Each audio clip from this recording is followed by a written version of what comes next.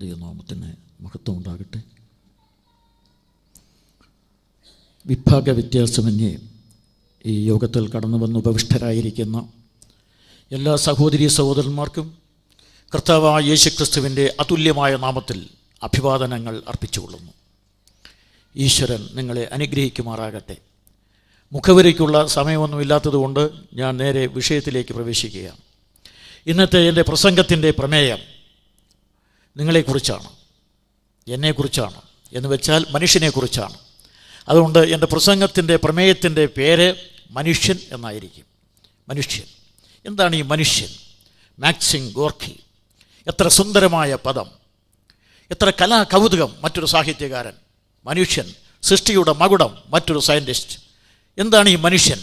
കൃഷ്ണൻകുട്ടിയോട് ചോദിച്ചാൽ, രണ്ട് കാലിൽ എഴുന്നേറ്റ് നിൽക്കുന്ന, രണ്ട് കൈകൾ സർവതന്ത്ര സ്വതന്ത്രമായി ഉപയോഗിക്കുന്ന ഒരു സവിശേഷ ജീവിയുടെ പേരാണ് മനുഷ്യൻ. ഈ മനുഷ്യൻ എങ്ങനെ ഉണ്ടായി? ഈ ചോദ്യത്തിന് രണ്ട് ഉത്തരമാണുള്ളത്. ഒന്ന്, പരിണാമവാദികളും ഭൗതികവാദികളും പറയുന്ന മറുപടി, മനുഷ്യൻ പരിണമിച്ചുണ്ടായി. അതിൻ്റെ വിശദീകരണമൊന്നും പറയുന്നില്ല. എനിക്കും നിങ്ങൾക്കും അറിഞ്ഞുകൂടാത്തൊരു കാലഘട്ടത്തിൽ ഉണ്ടായിരുന്ന വൈറ്റ് ഹോട്ട് മാറ്റർ പൊട്ടിത്തെറിച്ച് ആയിരക്കണക്കിന് കഷണങ്ങളായി, ഗാലക്സികളായി, അങ്ങനെയുള്ള ആയിരക്കണക്കിന് ഗാലക്സികളിൽ നിന്ന് കാലക്രമേണ അതിമഹത്തായ നമ്മുടെ ഗാലക്സിയായ മിൽക്കി വേയിലുള്ള ആയിരക്കണക്കിന് സൗരയൂഥങ്ങളിൽ ഒന്നായ നമ്മുടെ സൗരയൂഥത്തിലുള്ള 32 ഗോളങ്ങളിൽ ഒന്നായ നമ്മുടെ ഭൂമി, ഈ ഭൂമി ഒരിക്കൽ മറ്റുള്ളവയെ പോലെ കത്തി എരിഞ്ഞുകൊണ്ടിരിക്കവേ എനിക്കും നിങ്ങൾക്കും അറിഞ്ഞുകൂടാത്ത ഏതോ കാരണത്താൽ ഉണ്ടായി വന്ന മഴയേറ്റ് മഞ്ഞേറ്റ് ക്രമേണ വെള്ളമുണ്ടായി. വെള്ളത്തിൽ അമീബയുണ്ടായി. അമീബയിൽ നിന്ന് ക്രമപ്രവൃദ്ധമായ പരിണാമത്തിൻ്റെ പരിണിത ഫലമായി ഹൈഡ്ര മുതൽ ആംഫിയോക്കസ് വരെയുള്ള നിരന്തരമായ പരിണാമങ്ങൾ ഉണ്ടായി. പിന്നെയും പിന്നെയും പരിണാമം, പരിണിതഫലം ജാവ മനുഷ്യൻ. പിന്നെയും പരിണാമം, പരിണിതഫലം പീക്കിംഗ് മനുഷ്യൻ. പിന്നെയും പരിണാമം, പരിണിതഫലം നിയാണ്ടർത്താൽ മനുഷ്യൻ. പിന്നെയും പരിണാമം, പരിണിതഫലം ഏറ്റവും സങ്കീർണ ജീവിയായ ഹോമോ സാപ്പിയൻസ് വർഗത്തിൽപ്പെട്ട ഹോമോ ഇറക്സ് ഗ്രൂപ്പിൽപ്പെട്ട സങ്കീർണ ജീവിയായ മനുഷ്യനുണ്ടായി. ഈ മനുഷ്യന് പരിണാമവാദികൾ കൊടുത്ത പേര് ഇതാണ്, മൃഗം. ലോകപ്രസിദ്ധ മനഃശാസ്ത്രജ്ഞനായ ഹെർമൻ ഫ്രോയിഡ് മനുഷ്യനെ വിശേഷിപ്പിക്കുന്നത് മനുഷ്യൻ ഈ പ്രകൃതിയിലെ രാഷ്ട്രീയ മൃഗം എന്നാണ്. Man is A political animal in nature. മറ്റൊരാൾ പറഞ്ഞത് man is A thinking animal, ചിന്തിക്കുന്ന മൃഗം, ഈശ്വരവിശ്വാസിയായ മൃഗം, ആയുധം നിർമ്മിക്കുന്ന മൃഗം എന്നൊക്കെ അവർ വിശേഷിപ്പിച്ചിട്ടുണ്ട്. എന്നാൽ 18ാം നൂറ്റാണ്ട് കണ്ട ലോകോത്തര ദാർശനികനായ ജൂലിയൻ അക്ച്വലി പ്രഖ്യാപിച്ചു, മനുഷ്യനെ യാതൊരു കാരണവശാലും മൃഗമെന്ന് വിളിക്കുവാൻ നിവൃത്തിയില്ല. എന്തെന്നാൽ 1200 ഗ്രാം തൂക്കമുള്ള തലച്ചോറിൻ്റെ ഉടമയായ മനുഷ്യൻ, അവന് മാത്രമാണ് ഭാവനാസമ്പന്നതയുള്ളത്. ഈ ഭാവനാസമ്പന്നനായ മനുഷ്യനെ മൃഗമെന്ന് വിളിക്കുവാൻ സാധ്യമല്ല എന്ന് ജൂലിയൻ അക്ച്വലി. അതിനും വിശദീകരിക്കുവാൻ സമയമില്ലാത്തത് കൊണ്ട് ഇത്രയും പറഞ്ഞു നിർത്തുകയാണ്. മനുഷ്യൻ്റെ ഗംഭീരമായ ഭാവന. 5000 വർഷങ്ങൾക്ക് മുമ്പ് അതിശക്തമായ ഉഷ്ണമുള്ള ഒരു സമയത്ത് ഒരു മനുഷ്യൻ നടന്ന് ക്ഷീണിച്ചു പോവുകയാണ്. വെള്ളത്തിനുള്ള അമിതമായ ദാഹം.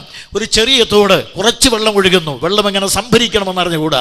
കുറെ കൂടെ കഴിഞ്ഞപ്പോൾ അവന് 2 കാലുകൾ ചേർന്ന് വന്നു. 2 കാലുകൾ ചേർന്ന് വന്നപ്പോൾ വെള്ളം കെട്ടി നിൽക്കുന്നത് അവൻ മനസ്സിലാക്കി. അവന് മനസ്സിലായി 2 കാലുകൾ ചേർത്ത് വെച്ചാൽ വെള്ളം കെട്ടി നിർത്താമെന്ന്. പക്ഷേ കാലും വെച്ച് എപ്പോഴും അങ്ങനെ നിൽക്കാൻ ഒക്കെയില്ലല്ലോ. അതുകൊണ്ട് ആ മനുഷ്യൻ കുറെ കൂടെ കഴിഞ്ഞപ്പോൾ കാലുകൾക്ക് പകരം 2 കല്ലുകൾ കൂട്ടി വെച്ചു. കുറെ കൂടെ കഴിഞ്ഞപ്പോൾ ആ മനുഷ്യൻ ഭക്രാനങ്കൽ അണക്കെട്ട് കെട്ടി. അവൻ അസ്വാൻ അണക്കെട്ട് കെട്ടി. പോട്ടെ, ഇങ്ങനെ മനുഷ്യൻ്റെ ചെറിയ തോതിൽ ആരംഭിച്ച ഈ ഭാവന കാലക്രമത്തിൽ വളർന്ന് വലുതായി അതിമഹത്തായ ഭാവനയായി മാറി. അത് ചന്ദ്രഗോളങ്ങളെയും അതിജീവിച്ച് മുന്നേറുകയാണ്. ഗംഭീരമായ ഭാവനാ വൈഭവമുള്ള മനുഷ്യൻ. ആ മനുഷ്യനെ മൃഗമെന്ന് വിളിക്കരുതെന്നാണ് ലോകപ്രസിദ്ധ ദാർശനിക ആചാര്യനായ ഹക്സ്ലി പറയുന്നത് എന്ന് പറഞ്ഞുകൊണ്ട് ഞാൻ ഈ ഭാഗം വിടുന്നു. 2, മനുഷ്യനെങ്ങനെ ഉണ്ടായി? ഈ ചോദ്യത്തിന് സൃഷ്ടിവാദികൾ, ഈശ്വരവാദികൾ പറയുന്ന മറുപടി, ദൈവം മനുഷ്യനെ സൃഷ്ടിച്ചു. അതുകൊണ്ട് ഈ സൃഷ്ടിവാദ പ്രതലത്തിൽ നിന്നുകൊണ്ട് 1, 2, 3, 4, 5 എന്ന് മനുഷ്യനെക്കുറിച്ച് വളരെ പരിമിതമായ സമയം കൊണ്ട് പറഞ്ഞൊതുക്കാനാണ് ശ്രമിക്കുന്നത്. അതുകൊണ്ട് നമ്മുടെ പ്രസംഗത്തിനുള്ള സമയം വളരെ കുറച്ചേ ഉള്ളൂ. അതിൽ ഞാൻ വെട്ടിച്ചുരുക്കി മാത്രം പറയേണ്ടിയിരിക്കുകയാണ്. 1, മനുഷ്യൻ്റെ മഹത്വം. അത് സംബന്ധിച്ച് 5 കാര്യങ്ങൾ പറയും. 1, സൃഷ്ടിയിൽ മഹാനായ മനുഷ്യൻ. മനുഷ്യൻ്റെ മഹത്വത്തിൽ തന്നെ അവൻ സൃഷ്ടിയിൽ മഹാനാണ്. ഈ കാണപ്പെടുന്ന ചരാചര നിബദ്ധമായ പ്രപഞ്ചത്തെ സൃഷ്ടിക്കുവാൻ ഈശ്വരൻ ഉപയോഗിച്ചത് കേവലം വാക്കാണ്, ആഴി. അഥവാ ഉണ്ടാകട്ടെ, ആഴി, ഊഴി, തരികൾ, താരങ്ങൾ, അണ്ടങ്ങൾ, മണ്ഡലങ്ങൾ, ബ്രഹ്മാണ്ഡ ഘടകം ഉണ്ടായി വന്നു. ഉണ്ടാകട്ടെ എന്ന് ഈശ്വരൻ കൽപ്പിച്ചാൽ തരി, താര, സൂര, പാരാപാര, പർവ്വത, പർവാലങ്കൃതമായ ഈ ബ്രഹ്മാണ്ഡ ഘടകം ഉണ്ടായി വരുമോ? പക്ഷേ ഉണ്ടാകട്ടെ എന്ന ഉച്ചാരണം കൊണ്ട് മനുഷ്യനെ ഉണ്ടാക്കാതെ തൻ്റെ കരുത്തുറ്റ കരാങ്കുലിയുടെ കമനീയ വൈഭവമായി തൻ്റെ കാമ്യപ്പൊരുളായി മനുഷ്യനെ ദൈവം സൃഷ്ടിച്ചു. അതുകൊണ്ട് സൃഷ്ടികൾ തന്നെ മനുഷ്യൻ മഹാനാണ്. 2, സാദൃശ്യത്തിൽ മഹാനായ മനുഷ്യൻ. ദൈവം മനുഷ്യനെ സൃഷ്ടിക്കണമെന്ന് ആഗ്രഹിച്ചപ്പോൾ തൻ്റെ സാദൃശ്യത്തിൽ സൃഷ്ടിച്ചു എന്ന് ബൈബിൾ പറയുന്നു. ഉൽപ്പത്തി പുസ്തകം 1-ാം അധ്യായം 26-ാം സൂക്തം. എന്താണ് ദൈവത്തിൻ്റെ സാദൃശ്യം? ദൈവത്തിൻ്റെ സാദൃശ്യം എന്ന് പറഞ്ഞാൽ ലോകപ്രസിദ്ധ ദാർശനിക ആചാര്യനായ പ്ലേറ്റോ പറയുന്നത് ഈശ്വരൻ സമം ഇച്ഛ, വികാരം, സ്വാതന്ത്ര്യം. അത് മനുഷ്യൻ എന്ന് പറഞ്ഞാൽ, ഞാനത് വിശദീകരിക്കുന്നു, ഇച്ഛയും സ്വാതന്ത്ര്യവും വികാരവുമുള്ള മനുഷ്യൻ. അതുകൊണ്ട് ഈശ്വരൻ തൻ്റെ സാദൃശ്യത്തിൽ മനുഷ്യനെ സൃഷ്ടിച്ചു എന്ന് പറയാം. ഇനി ബൈബിൾ സംബന്ധമായി പറഞ്ഞാൽ ദൈവം എന്ന് പറഞ്ഞാൽ പിതാവ്, പുത്രൻ, പരിശുദ്ധാത്മാവ് എന്ന് 3 ആളത്വങ്ങളിൽ അധിവസിക്കുന്നവനാണ്. ഈ 3 ആളത്വങ്ങൾ ഉള്ളതുപോലെ തന്നെ ദൈവം മനുഷ്യനെ തൻ്റെ സാദൃശ്യത്തിൽ സൃഷ്ടിച്ചപ്പോൾ തെസ്സലോനിക്കർക്ക് എഴുതിയ 1-ാം ലേഖനം 5:23 പറയുന്ന പോലെ ദേഹം, ദേഹി, ആത്മാവ് 3 ഘടകങ്ങളുള്ളവനായി സൃഷ്ടിച്ചു. ദൈവം 3 ആളത്വങ്ങൾ ഒന്നായിരിക്കുന്ന ഏക സാരസത്ത, മനുഷ്യൻ 3 ഘടകങ്ങൾ ഒന്നായിരിക്കുന്ന ഒരു വ്യക്തി, ഒരു സാമ്യം, ഒരു അസാമ്യം. ഈ പോയിന്റ് ഞാൻ വിടുകയാണ്. അതുകൊണ്ട് ദൈവം തന്റെ സാദൃശ്യത്തിൽ മനുഷ്യനെ സൃഷ്ടിച്ചിരിക്കുന്നു. 3, ചേരുവയിൽ മഹാനായ മനുഷ്യൻ. ദൈവം മനുഷ്യനെ സൃഷ്ടിക്കണമെന്ന് ആഗ്രഹിച്ചപ്പോൾ 2 വൈരുദ്ധ്യങ്ങളെ കൊണ്ടാണ് ഉണ്ടാക്കിയിരിക്കുന്നത്. അതുകൊണ്ട് ഉൽപ്പത്തി പുസ്തകം 2:7 ദൈവം മണ്ണ് കൊണ്ട് മനുഷ്യനെ ഉണ്ടാക്കി. ഈശ്വരൻ മണ്ണിൽ തൊട്ടാൽ മണ്ണ് മാംസമാകും. ആ മാംസത്തിൽ ഈശ്വരൻ ഊതിയപ്പോൾ അവൻ ജീവനുള്ള ദേഹിയായി. അപ്പോൾ ഉൽപ്പത്തി പുസ്തകം പറഞ്ഞു ദൈവം മണ്ണ് കൊണ്ട് മനുഷ്യനെ ഉണ്ടാക്കി, അവന് ജീവശ്വാസം ഊതി, അപ്പോൾ മനുഷ്യൻ ജീവനുള്ള ദേഹിയായി. അങ്ങനെ മണ്ണും വിണ്ണും ചേർന്ന നശ്വരവും അനശ്വരവുമായ ഘടകങ്ങൾ ചേർന്ന സാധിസാന്ത വിധേയമായ മണ്ണ്, സനാതന സത്താവിശേഷമായ ഈശ്വരന്റെ ജീവശ്വാസം. ഒന്ന് നിത്യം, മറ്റൊന്ന് അനിത്യം, മറ്റൊന്ന് ശാശ്വതം, മറ്റൊന്ന് നശ്വരം. ഇങ്ങനെ നിത്യമായ വൈരുദ്ധ്യങ്ങളായ 2 ഘടകങ്ങളെ കൊണ്ട് സൃഷ്ടിപ്പിച്ചിരിക്കുന്ന മനുഷ്യൻ. ഇനി ഒന്നുകൂടെ വിശദീകരിച്ച് പറഞ്ഞാൽ ഒരിക്കൽ ഇല്ലാതിരുന്നതും പിന്നൊരിക്കൽ ഉണ്ടാകട്ടെ എന്ന ഉച്ചാരണം കൊണ്ട് ഉണ്ടായി വന്നതും ഇനി ഒരിക്കൽ ഇല്ലാതായി തീരാൻ പോകുന്നതുമായ പ്രപഞ്ചാംഗമായ മണ്ണും എന്നേക്കും ഇരിക്കുന്ന സനാതന സത്തയായ ഈശ്വരന്റെ ജീവശ്വാസവും ഒന്നിച്ച് കൂട്ടിച്ചേർത്തപ്പോൾ ജീവനുള്ള മനുഷ്യനുണ്ടായി. ഇങ്ങനെ മനുഷ്യൻ തൻ്റെ അനുഭൂതപൂർവമായിരിക്കുന്ന വൈരുദ്ധ്യത്തിൽ മഹാനായിരിക്കുന്ന 3 കാര്യം പറഞ്ഞു. 4, മനുഷ്യനെ സംബന്ധിക്കുന്ന അതിപ്രധാനമായ മറ്റൊരു കാര്യം, മനുഷ്യൻ ഈ പ്രപഞ്ചത്തിലെ ഏറ്റവും മൂല്യമുറ്റ ജീവിയാണ്. പ്രപഞ്ചത്തിൽ മനുഷ്യന്റെ മൂല്യം എന്ന് പറയുന്നത് നമ്മുടെ ഗണനയ്ക്ക് അതീതമാണ്. കർത്താവ് യേശുക്രിസ്തു വ്യക്തമായി പഠിപ്പിച്ചിട്ടുണ്ട്. പിന്നാലെ പറയും. തൽക്കാലം ഞാൻ ഒരു ദൃഷ്ടാന്തം പറയുകയാണ്. ഇതിനെക്കുറിച്ച് മാനവ മൂല്യം എത്രയാണെന്നുള്ള ചോദ്യത്തിന് ചാൾസ് മേയോ എന്ന് പറയുന്ന സയന്റിസ്റ്റ് പറഞ്ഞു 6 രൂപ 40 പൈസ വിലയുണ്ട്. അതിൻ്റെ കണക്കും അദ്ദേഹം പറഞ്ഞു. 2 ഇഞ്ചാണി ഉണ്ടാക്കുവാൻ ആവശ്യമായിരിക്കുന്ന ഇരുമ്പ്, 2 ബാർ സോപ്പ് ഉണ്ടാക്കാൻ മതിയായ കൊഴുപ്പ്, 1200 തീപ്പെട്ടിക്കോൽ ഉണ്ടാക്കുവാൻ മതിയായ ഫോസ്ഫറസ്, 1-2 കരണ്ടി മഗ്നീഷ്യം, 5-6 ടീസ്പൂൺ ഉപ്പ്, ഇതിനെല്ലാം കൂടെ അങ്ങാടി കിട്ടുന്ന വിലയാണ് 6.40. ഇന്ന് ഗാട്ടും അതോടൊപ്പം ആഗോളവും ഒക്കെ വന്ന് ഇതിനെല്ലാം 100 ഇരട്ടി വിലയായി മാറിയിരിക്കുകയാണ്. ഈ വസ്തുക്കളൊന്നും ഈ വിലയ്ക്ക് കിട്ടുകയില്ല. ഒരു മനുഷ്യൻ്റെ ഒരു വൃക്കയ്ക്ക് കൊടുക്കണം 2 ലക്ഷം രൂപ. ഒരുപക്ഷെ സ്ഥലമനുസരിച്ച് വ്യത്യാസം വന്നേക്കാം വിലയ്ക്ക്, എങ്കിലും കുറഞ്ഞത് 2 ലക്ഷം കൊടുക്കണം. അതുപോലെ തന്നെ ഒരു മനുഷ്യന് ഒരു ബൈപ്പാസ് ഓപ്പറേഷൻ വേണമെങ്കിൽ 1 ലക്ഷം രൂപ. അതിനു പുറമെ മനുഷ്യന് പ്രത്യേകമായി ചില ഗ്രൂപ്പുകളിൽപ്പെട്ട രക്തം കിട്ടണമെങ്കിൽ ഗ്രൂപ്പ് അനുസരിച്ച് വില വ്യത്യാസം. പിന്നെ മനുഷ്യൻ്റെ കാല്, കാത്, കണ്ണ്, കയ്യ് ഇതെല്ലാം നഷ്ടപ്പെട്ടാൽ കാമ്പോളത്തിൽ ചെയ്തു വെച്ചിട്ടുണ്ട് കൃത്രിമം തീപിടിച്ച വില. അങ്ങനെ പഞ്ചഭൂതശയമായ ഈ ശരീരത്തിലെ ഈ അവയവങ്ങളുടെ വിലയാണ് ഇപ്പോൾ പറഞ്ഞത്. പക്ഷേ ഇത് മാത്രമായാൽ ആരും മനുഷ്യനെന്ന് പറയുകയില്ല. ഈ പഞ്ചഭൂത നിർമ്മിതമായിരിക്കുന്ന ഈ ശരീരം എവിടെ കിടന്നാലും ആ മനുഷ്യൻ്റെ ശരീരം എന്നല്ലാതെ, ശവം എന്നല്ലാതെ ഒരിക്കലും ആ മനുഷ്യനെന്ന് പറയാറില്ല. ഇതാ കിടക്കുന്നു മത്തായിയുടെ ശവമെന്നോ അല്ലെങ്കിൽ മമ്മദിൻ്റെ ശവമെന്നോ അല്ലെങ്കിൽ മാതൻ്റെ ശവമെന്നോ പറയുന്നതല്ലാതെ മമ്മദ്, മത്തായി അവിടെ കിടക്കുന്നു എന്ന് ആരും പറയാറില്ല. അതുകൊണ്ട് ഈ ശരീരം മാത്രമായാൽ എൻ്റെ പേര് ശവമെന്നാണ്. മനുഷ്യൻ എന്ന് പറയുന്ന സംജ്ഞ പൂർണ്ണമായി ശരിയാകണമെങ്കിൽ തീർച്ചയായും അവൻ്റെ ജീവനവത ആത്മാവ് കൂടെ ചേരണം. അങ്ങനെ 2 ചേർന്ന സത്തയാണ് മനുഷ്യനെന്ന് വിളിക്കുന്നത്. അതുകൊണ്ട് മനുഷ്യനെ സംബന്ധിച്ച് അവൻ പ്രപഞ്ചത്തിൽ ഏറ്റവും മൂല്യമുറ്റവനാണ്. ആ മൂല്യം വേണമെങ്കിൽ ഈ 2 ഘടകങ്ങൾ ചേരണം. ഒന്നിനെ കൂടാതെ ഒന്ന് അപൂർണമാണ്. വിശദീകരിക്കാനൊന്നും സമയമില്ല, ഞാൻ വെട്ടിച്ചുരുക്കി പറയുകയാണ്. അതുകൊണ്ട് ഈ ഘടകങ്ങളുടെ വിലയാണ് ഇവിടെ പറഞ്ഞത്. ഈ വില ലോകത്തിൽ മറ്റാരും തന്നെ പരിഗണിച്ചിട്ടില്ല. നാം അറിയുന്നിടത്തോളം ചരിത്രം വെച്ച് പരിശോധിച്ചാൽ എല്ലാവരും മാനവ മൂല്യം വിലയിരുത്തിയത് സമൂഹത്തിനാണ്. സമൂഹത്തിൻ്റെ വില, ഒരു സമൂഹം നിലനിൽക്കുവാൻ വേണ്ടി ആയിരങ്ങൾ പതിനായിരങ്ങൾ മരിക്കുന്നതിൽ, കൊല്ലപ്പെടുന്നതിൽ, കൂട്ടഹത്യ ചെയ്യുന്നതിൽ ആർക്കും യാതൊരു പ്രയാസവുമില്ലായിരുന്നു. നേരെ മറിച്ച് ആയിരങ്ങൾ പതിനായിരങ്ങൾ മരിച്ചാലും മാനവ സമൂഹം എന്നാണ് അവർ പറഞ്ഞത്. ഹിന്ദു സമൂഹം, ഇസ്ലാം സമൂഹം, ക്രൈസ്തവ സമൂഹം, കമ്മ്യൂണിസ്റ്റ് സമൂഹം അവർ പറഞ്ഞു. സമൂഹത്തിന് വേണ്ടി ആയിരങ്ങൾ മരിക്കട്ടെ അവർ പ്രഖ്യാപിച്ചു. പക്ഷേ ഇതാ വരും നസ്രായനായ യേശുക്രിസ്തു അവിടുന്ന് പഠിപ്പിച്ചു, ഒരു മനുഷ്യൻ, മത്തായി 16:26, ഒരു മനുഷ്യൻ സർവ്വലോകവും നേടിയിട്ടും തൻ്റെ ജീവൻ നഷ്ടപ്പെടുത്തിയാൽ അവന് എന്ത് പ്രയോജനം? അല്ല, ജീവനെ വീണ്ടുകൊള്ളുവാൻ എന്ത് മറുപടി കൊടുക്കും? രണ്ട് ചോദ്യചിഹ്നങ്ങളുടെ ഒറ്റ സൂക്തം കർത്താവായ യേശുക്രിസ്തു ചോദിച്ചതാണ്. ഒരു മനുഷ്യൻ, യേശുക്രിസ്തു ഒരു മനുഷ്യനെയാണ് എടുത്തു കാണിച്ചത്. ഒരു മനുഷ്യൻ്റെ മൂല്യമാണ് പറയുന്നത്, സർവ്വലോകത്തെക്കാളും വിലയേറിയവൻ. ഒരു മനുഷ്യൻ സർവ്വലോകത്തെക്കാളും വിലയേറിയവനെന്നാണ് യേശുക്രിസ്തു പഠിപ്പിച്ചത്. ഇത് വിശദീകരിക്കുവാൻ കർത്താവ് ഒരു കഥയും പറഞ്ഞിട്ടുണ്ട്. ആ കഥ ഇതാണ്. നിങ്ങളിൽ ഒരുത്തന് 100 ആടുണ്ടെന്നിരിക്കട്ടെ, അതിൽ ഒന്ന് കാണാതെ പോയാൽ 99 മരുഭൂമിയിൽ വിട്ടിട്ട് കാണാതെ പോയ ഒന്നിനെ കണ്ടെത്തും വരെ അന്വേഷിക്കാതിരിക്കുമോ? ഈ കഥ നമ്മുടെ കർത്താവായ യേശുക്രിസ്തു പറയുന്ന കാലഘട്ടത്തിൽ തിരുവട്ടാർ കൃഷ്ണൻകുട്ടി ശ്രോതാക്കളുടെ കൂട്ടത്തിൽ ഉണ്ടായിരുന്നെങ്കിൽ കണിശമായി കർത്താവിനോട് ചോദിക്കും, കർത്താവെ, കൈവശമുള്ളത് 99, കൈമോശം വന്നതൊന്ന്, കൈവശമുള്ളത് 99 വിട്ട് കൈമോശം വന്നതിനെ തേടിപ്പോകുന്നത് ബുദ്ധിമോശമെന്ന്. അതുകൊണ്ട് കർത്താവായ യേശുക്രിസ്തു ഒരിക്കലും ബുദ്ധിമോശം പറഞ്ഞിട്ടില്ല, പറയുകയുമില്ല, അങ്ങനെ പറഞ്ഞു ധരിക്കുകയും ചെയ്യരുത്. പിന്നെ എന്താണ് ഇതിൻ്റെ അർത്ഥം? 99 വിലയില്ലെന്ന് യേശുക്രിസ്തു പറഞ്ഞിട്ടില്ല, ഒന്നിന് വിലയുണ്ടെന്നേ പറഞ്ഞിട്ടുള്ളൂ. ഒന്നുകൾ ഉണ്ടെങ്കിൽ മാത്രമേ 100 ഉണ്ടാകുകയുള്ളൂ. അതുകൊണ്ട് 100ൻ്റെ അടിസ്ഥാന ഘടകമായിരിക്കുന്ന ഊസാഖ ആയിരിക്കുന്ന ഒന്നിൻ്റെ വിലയാണ് യേശുക്രിസ്തു പറഞ്ഞത്. ആ ഒന്നിന് വിലയുണ്ടെങ്കിൽ മാത്രമേ 99 വിലയുള്ളൂ. നമ്മുടെ കേരളത്തിൻ്റെ പ്രതീതിയാണ് ഇവിടെയുള്ളത്. കുമ്പനാട്ടിൽ നിന്ന് പ്രസംഗിക്കുന്ന പോലെയാണ് തോന്നുന്നത്. ഇവരെല്ലാം കൂടെ കണ്ടപ്പോൾ ചുരുക്കി പറഞ്ഞാൽ, അങ്ങനെയാണെങ്കിൽ കേരളത്തിൽ നിന്നൊരു ദൃഷ്ടാന്തം പറയാം. ഒരു തേങ്ങയ്ക്ക് വിലയുണ്ടെങ്കിൽ മാത്രമേ ഒരു 100 തേങ്ങയ്ക്ക് വില കിട്ടുകയുള്ളൂ. നേരെ മറിച്ച് ഒരു തേങ്ങയ്ക്ക് വില ഇല്ലെന്ന് വന്നാൽ 1000 തേങ്ങയല്ല 1,00,000 തേങ്ങ കൂട്ടിയിട്ടാൽ ഒരു വിലയും കിട്ടുകയില്ല. ഒന്നിന് വിലയുണ്ടോ അതിൻ്റെ ഗുണിതങ്ങൾക്ക് വിലയുണ്ട്, ഒന്നിന് വിലയില്ലേ അതിൻ്റെ ഗുണിതങ്ങൾക്ക് വിലയില്ല. അതുകൊണ്ട് യേശുക്രിസ്തു ഒന്നിൻ്റെ വില, ഈ മൂല്യം മനസ്സിലാക്കിക്കൊണ്ടാണ് നമ്മുടെ കർത്താവായ യേശുക്രിസ്തു ചുട്ടുപടുത്ത മണൽക്കാടിലൂടെ നഗ്നപാതനായി ശമരിയുടെ കിണറ്റിൻ്റെ കരയിലേക്ക് ചെന്നത്. ഈ ഒന്നിൻ്റെ മൂല്യം മനസ്സിലാക്കിക്കൊണ്ടാണ് രാത്രിയാമത്തിൽ യെരുശലേമിൽ നിക്കോദോമുസുമായി അഭിസംവാദം നടത്തിയത്. ആ ഒന്നിൻ്റെ വല മനസ്സിലാക്കിയാണ് ശബ്ദനഗരിയായ യെരിഹോയുടെ തെരുവീതിയിൽ സഹായിയെ കണ്ടുമുട്ടിയത്. ആ ഒന്നിൻ്റെ വില യേശുക്രിസ്തു ചൂണ്ടിക്കാണിച്ചു. ആ ഒന്നിൻ്റെ വില മനസ്സിലാക്കിയത് കൊണ്ടാണ് തൻ്റെ ശിക്ഷ സഞ്ചയത്തോടെ യേശുക്രിസ്തു പറഞ്ഞത്, ആകയാൽ നിങ്ങൾ പുറപ്പെട്ടു പോയി സകല ജാതികളോടും പ്രസംഗിക്കുക. അവിടെ ജാതിയില്ല, മതമില്ല, വർഗഭേദങ്ങളില്ല, ഉച്ചനീച തട്ടുകളില്ല. അതുകൊണ്ട് യേശുക്രിസ്തു പറഞ്ഞ സകല ജാതികളോടും പ്രസംഗിക്കുക. അതുകൊണ്ടാണ് ഞങ്ങൾ കടൽ മുതൽ മല വരെ ജാതിഭേദമെന്നെ അവർണ്ണൻ അവർ എന്നുള്ള ഭേദമില്ലാതെ, സവർണ അവർണ അസുരൻ ആര്യൻ എന്ന ഭേദമില്ലാതെ, നീഗ്രോ വെള്ളക്കാരൻ വ്യത്യാസമില്ലാതെ എല്ലായിടത്തും എല്ലാവരോടും ഒരുപോലെ സുവിശേഷം അറിയിക്കുന്നത്. അത്രയും പറഞ്ഞ് ഈ പോയിന്റ് വിടുകയാണ്. അടുത്ത കുറിപ്പിലേക്ക് വരികയാണ്. മനുഷ്യൻ പ്രപഞ്ചത്തിലെ ഒരേ ഒരു ആധ്യാത്മിക ജീവി. പ്രപഞ്ചത്തിൽ ഒരേ ഒരു ആധ്യാത്മിക ജീവി മാത്രമേ ഉള്ളൂ. 8 ലക്ഷമോ അതിലധികമോ ജീവരാശികളുണ്ടെന്നാണ് കണക്ക്. സൃഷ്ടിയിൽപ്പെട്ട വസ്തുക്കളല്ല, അതെല്ലാം അനേക കോടികളാണ്. ജീവരാശികൾ 8 ലക്ഷമെന്ന് അടുത്തൊരു പുസ്തകത്തിൽ വായിക്കുകയുണ്ടായി.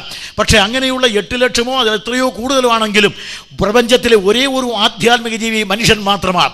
മനുഷ്യൻ നോക്കിയ അവനാണ് ഈശ്വരാന്വേഷണം, അവനാണ് സത്യാന്വേഷണം, അവനാണ് ഭക്തിപ്രയാഗം, അവനാണ് ഈ കാണുന്ന യാഗം, യോഗം, ധ്യാനം, തപസ്, ഇതെല്ലാം മനുഷ്യന് മാത്രമുള്ളതാണ്.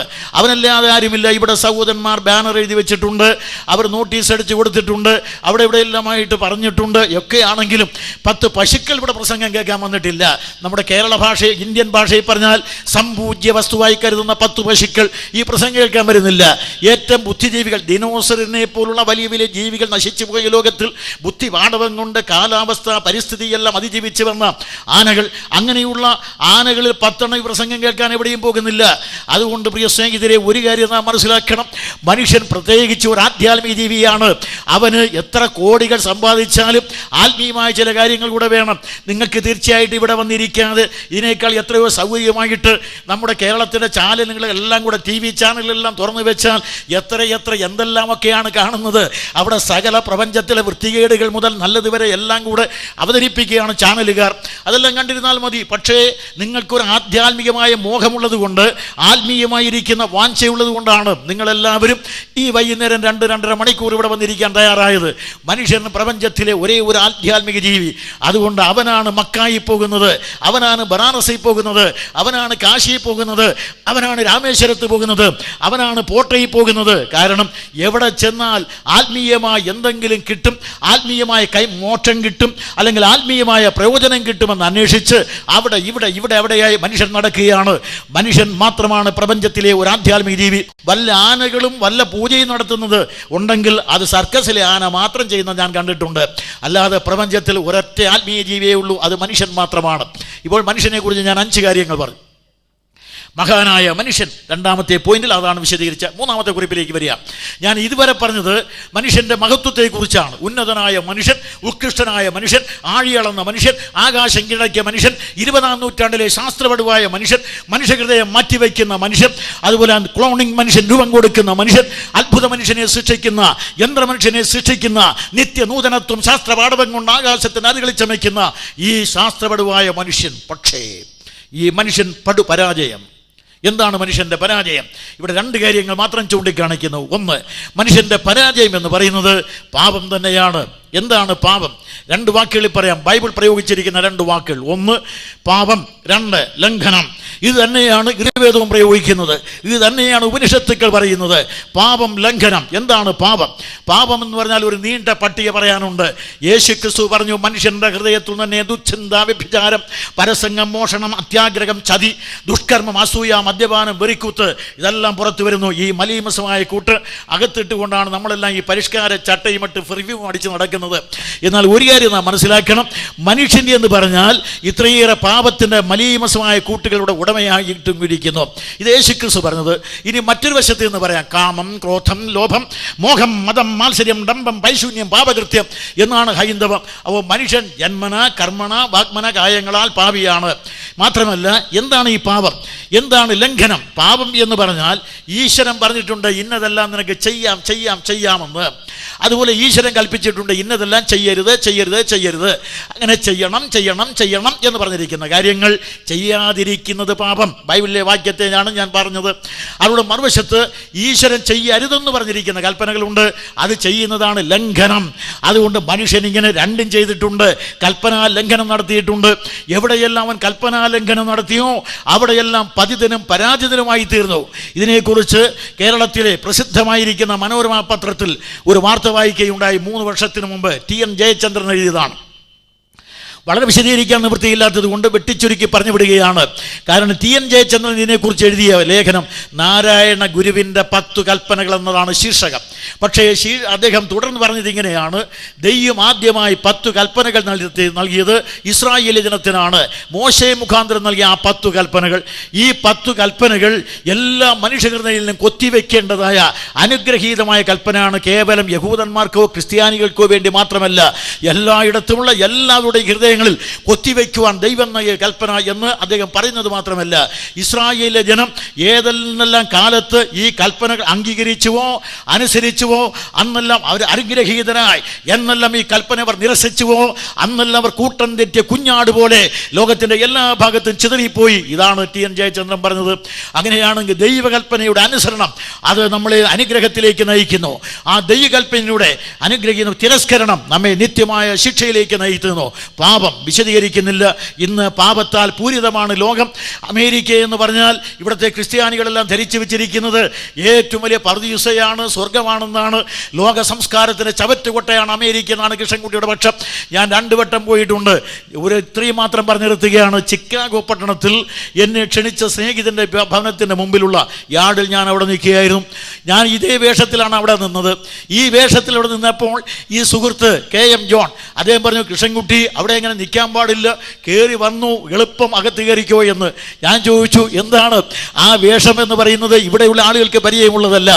അവർ കണ്ടാൽ അവരുടെ ഏതോ കൂട്ടത്തിൽപ്പെട്ട ആൾ ഇവിടെ വന്നോ എന്ന് ധരിക്കും ഇതേതോ പുതിയ ജീവിയാണെന്ന്. കാരണം ഇവിടെ തൊട്ടടുത്തൊരു വില്ലേജ് ഉണ്ട്, അവിടെ ആണും തമ്മിൽ കല്യാണം കഴിച്ച് താമസിക്കുന്നവരുടെ വലിയൊരു കൂട്ടമാണ്. അവിടെ പള്ളിയുണ്ട്, പാതിരിയുണ്ട്, ആണുങ്ങൾ തമ്മിലുള്ള കല്യാണം നടത്തി കൊടുക്കുന്നുണ്ട്. അങ്ങനെയുള്ള സ്ഥലമാണ് ഇത്. അതുപോലെ ഒരെണ്ണമാണ്, അല്ലെങ്കിൽ പുത്തനൊന്നാണ് കിട്ടിയതെന്ന് വിചാരിച്ച് തട്ടിക്കൊണ്ടുപോകും. അതുകൊണ്ട് അകത്തേക്കോ. അപ്പോൾ ഞാൻ ചോദിച്ചു, ഇവിടുത്തെ സായിപ്പിന് എൻ്റെ നാട്ടിൽ വന്ന് തുണിയില്ലാതെ നടക്കാമെങ്കിൽ ഞങ്ങളുടെ നാട്ടിലെ മാന്യമായ വേഷവുമായി എനിക്കിവിടെ നിന്നുകൂടാ എന്നാണോ താൻ പറയുന്നത്? അദ്ദേഹം പറഞ്ഞു, അതൊന്നും എനിക്ക് അറിഞ്ഞുകൂടാ, അകത്ത് കയറിക്കോ എന്ന് പറയും. ഞാൻ സ്വല്പം പേടിയുള്ളതുകൊണ്ട് അകത്ത് കയറി. ചുരുക്കി പറഞ്ഞാൽ മനുഷ്യൻ എന്ന് പറയുന്നത് അവൻ്റെ പാപത്തിന് ഇതുപോലെ എത്രയോ പർദീസയാണ് ഒരുക്കിക്കൊണ്ടിരിക്കുന്നത്. അമേരിക്ക പാപമെങ്കിലമായ രാജ്യമാണ്. ബൈബിൾ എന്തിനെയെല്ലാം പാപമെന്ന് വിളിച്ചുവോ ആ പാപത്തെയെല്ലാം നിയമം കൊണ്ട് അംഗീകരിച്ച ലോകത്തിലെ ഒരേ ഒരു രാഷ്ട്രമാണ് അമേരിക്ക. പ്രിയ സ്നേഹിതരെ, ഇവിടെയാണെങ്കിൽ സൗദിയെ പോലുള്ള രാജ്യങ്ങളിൽ ഹീനമായ പാപകർമ്മങ്ങൾ ചെയ്താൽ തക്കതായ ശിക്ഷ ന്യായപ്രമാണ യുഗത്തിലെ പോലെയുണ്ട്. അമേരിക്കയിൽ സകലവിധമായ മ്ലേച്ഛതയും അരങ്ങേറുകയാണ്. ഇതാണ് അമേരിക്ക. എന്തിനാണ്? എവിടെയും നമ്മുടെ നാട്ടിലെല്ലാം ഇത് വന്നുകൊണ്ടിരിക്കുകയാണ്. വേണ്ട, ഇവിടെയെല്ലാം ഇത് വ്യാപിച്ചുകൊണ്ടേയിരിക്കുകയാണ്. അതുകൊണ്ട് ഈ സ്റ്റാർ ഹോട്ടലുകളും അതിനകത്ത് നടക്കുന്ന കാബറേ നൃത്തവും അവിടെ വിളമ്പുന്നതായ മദ്യവും എല്ലാം എല്ലാവരെയും ഒന്ന് സ്വാധീനിച്ചുകൊണ്ട് അവിടെയൊന്നും ജാതിഭേദമില്ല. ഈ പാപത്തിന് യാതൊരു ജാതിഭേദവുമില്ല. എല്ലാവരും ഒരുപോലെയാണ്. മതഭേദവും പാപത്തിനില്ല. അവിടെ ഹിന്ദു ക്രിസ്ത്യാനി ഉണ്ടല്ലോ, എല്ലാവരും സമത്വത്തോട് സമ്മേളിക്കുന്ന പാപവേദിയിലല്ലേ. അതുകൊണ്ട് പാപമാണ് ഇന്ന് മനുഷ്യനെ മാടി വിളിക്കുന്ന ഏറ്റവും വലിയ ശത്രു. പാപം മനുഷ്യൻ്റെ ഏറ്റവും വലിയ ശത്രുവാണ്. പാപം നിങ്ങളെ നിത്യമായ ശിക്ഷയിലേക്ക് നയിക്കുകയാണ്. പാപത്തെക്കുറിച്ച് വിശദീകരിക്കാതെ പറഞ്ഞാൽ അടുത്ത വാക്യത്തിൽ ഇങ്ങനെ പറയണം, എന്താണ് പാപം കൊണ്ടുണ്ടാകുന്ന ഫലം? പാപം കൊണ്ടുവന്നത് രണ്ട് പ്രധാനപ്പെട്ട വസ്തുതകളെയാണ്. മനുഷ്യൻ ദൈവത്തിന് മുമ്പിൽ കൽപ്പനാലംഘനം ചെയ്തപ്പോൾ, പാപം ചെയ്തപ്പോൾ സംഭവിച്ചത് ഒന്ന്, അവന് ശിക്ഷയ്ക്ക് കാരണഭൂതനായി, അവൻ നിത്യമായ നരകത്തിന് വിധിക്കപ്പെട്ടവനായി. അതുകൊണ്ട് നിത്യമായ ശിക്ഷാവിധിക്ക് അർഹനായി തീരുകയായിരുന്നു മനുഷ്യൻ. അതുകൊണ്ട് ബൈബിൾ ഇങ്ങനെയാണ് പറയുന്നത്. അത് മരണത്തെ സംബന്ധിച്ച് മൂന്ന് കാര്യങ്ങൾ ബൈബിൾ പറയുന്നുണ്ട്. ഒന്ന്, ജീവിച്ചിരിക്കുമ്പോൾ തന്നെ മരിച്ച അവസ്ഥ. പാപം ചെയ്യുന്ന ഒരു മനുഷ്യൻ ജീവിച്ചിരിക്കുമ്പോൾ തന്നെ മരിച്ച അവസ്ഥയാണ്. അതിക്രമത്തിലും പാപത്തിലും മരിച്ചവൻ. ബൈബിൾ റോമാലേഖനത്തിൽ പൗലോസ് ഒരു വിശദീകരണം നൽകുന്നുണ്ട്. അയ്യോ, ഞാൻ അരിഷ്ട മനുഷ്യൻ. പക്ഷേ അത് പറയുന്ന മുമ്പ് അദ്ദേഹം പറഞ്ഞു, എൻ്റെ ശരീരത്തിൽ രണ്ട് അവയവങ്ങളുണ്ട്, എന്നിൽ രണ്ട് പ്രമാണങ്ങളുണ്ട്, എന്നിൽ രണ്ട് ചിന്തകളുണ്ട്. നന്മ ചെയ്യണമെന്ന് എനിക്ക് ആഗ്രഹമുണ്ട്, എങ്കിലും ഞാൻ ആഗ്രഹിക്കാതെ തിന്മയത്രേ ചെയ്തു പോകുന്നത്. അങ്ങനെ ഒരു തിന്മ ഞാൻ കാണുന്നുണ്ട്. നന്മ ചെയ്യാൻ വേണ്ടി മോഹിച്ചിട്ടും മോഹിക്കുന്ന നന്മ ചെയ്യാതെ തിന്മയിലേക്ക് തന്നെ പിന്നെയും വഴുതി വീഴുകയാണ്.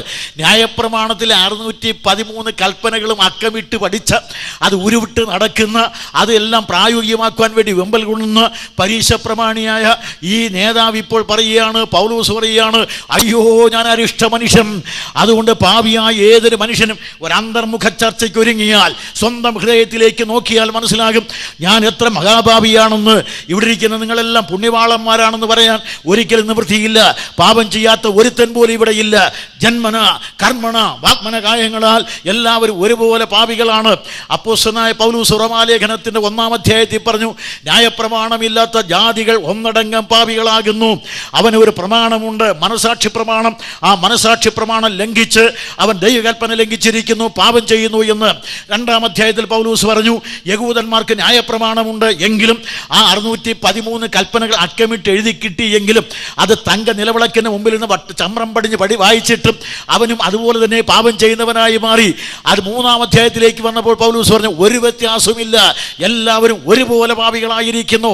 അത് സമാഹരിച്ചുകൊണ്ട് അദ്ദേഹം പറഞ്ഞത് ഇങ്ങനെയാണ്, അങ്ങനെ ഏതു വായുമടഞ്ഞ് സർവ്വലോകം ശിക്ഷാവിധിയുടെ കീഴിൽ പാപത്തിൻ്റെ ശമ്പളമായി 1 ആധ്യാത്മികമായ മരണം, 2 ശാരീരികമായ മരണം, 3 നിത്യമായ നരകമെന്ന 2-ാം മരണം.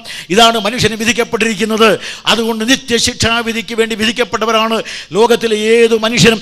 അതുകൊണ്ട് എനിക്ക് പാപമില്ല എന്ന് പറയുവാൻ തൻ്റെ ഇടമുള്ള ചങ്കൂറ്റമുള്ള ഏതെങ്കിലും ഒരാൾ ഇതിനകത്തിരുന്നാലും മതി.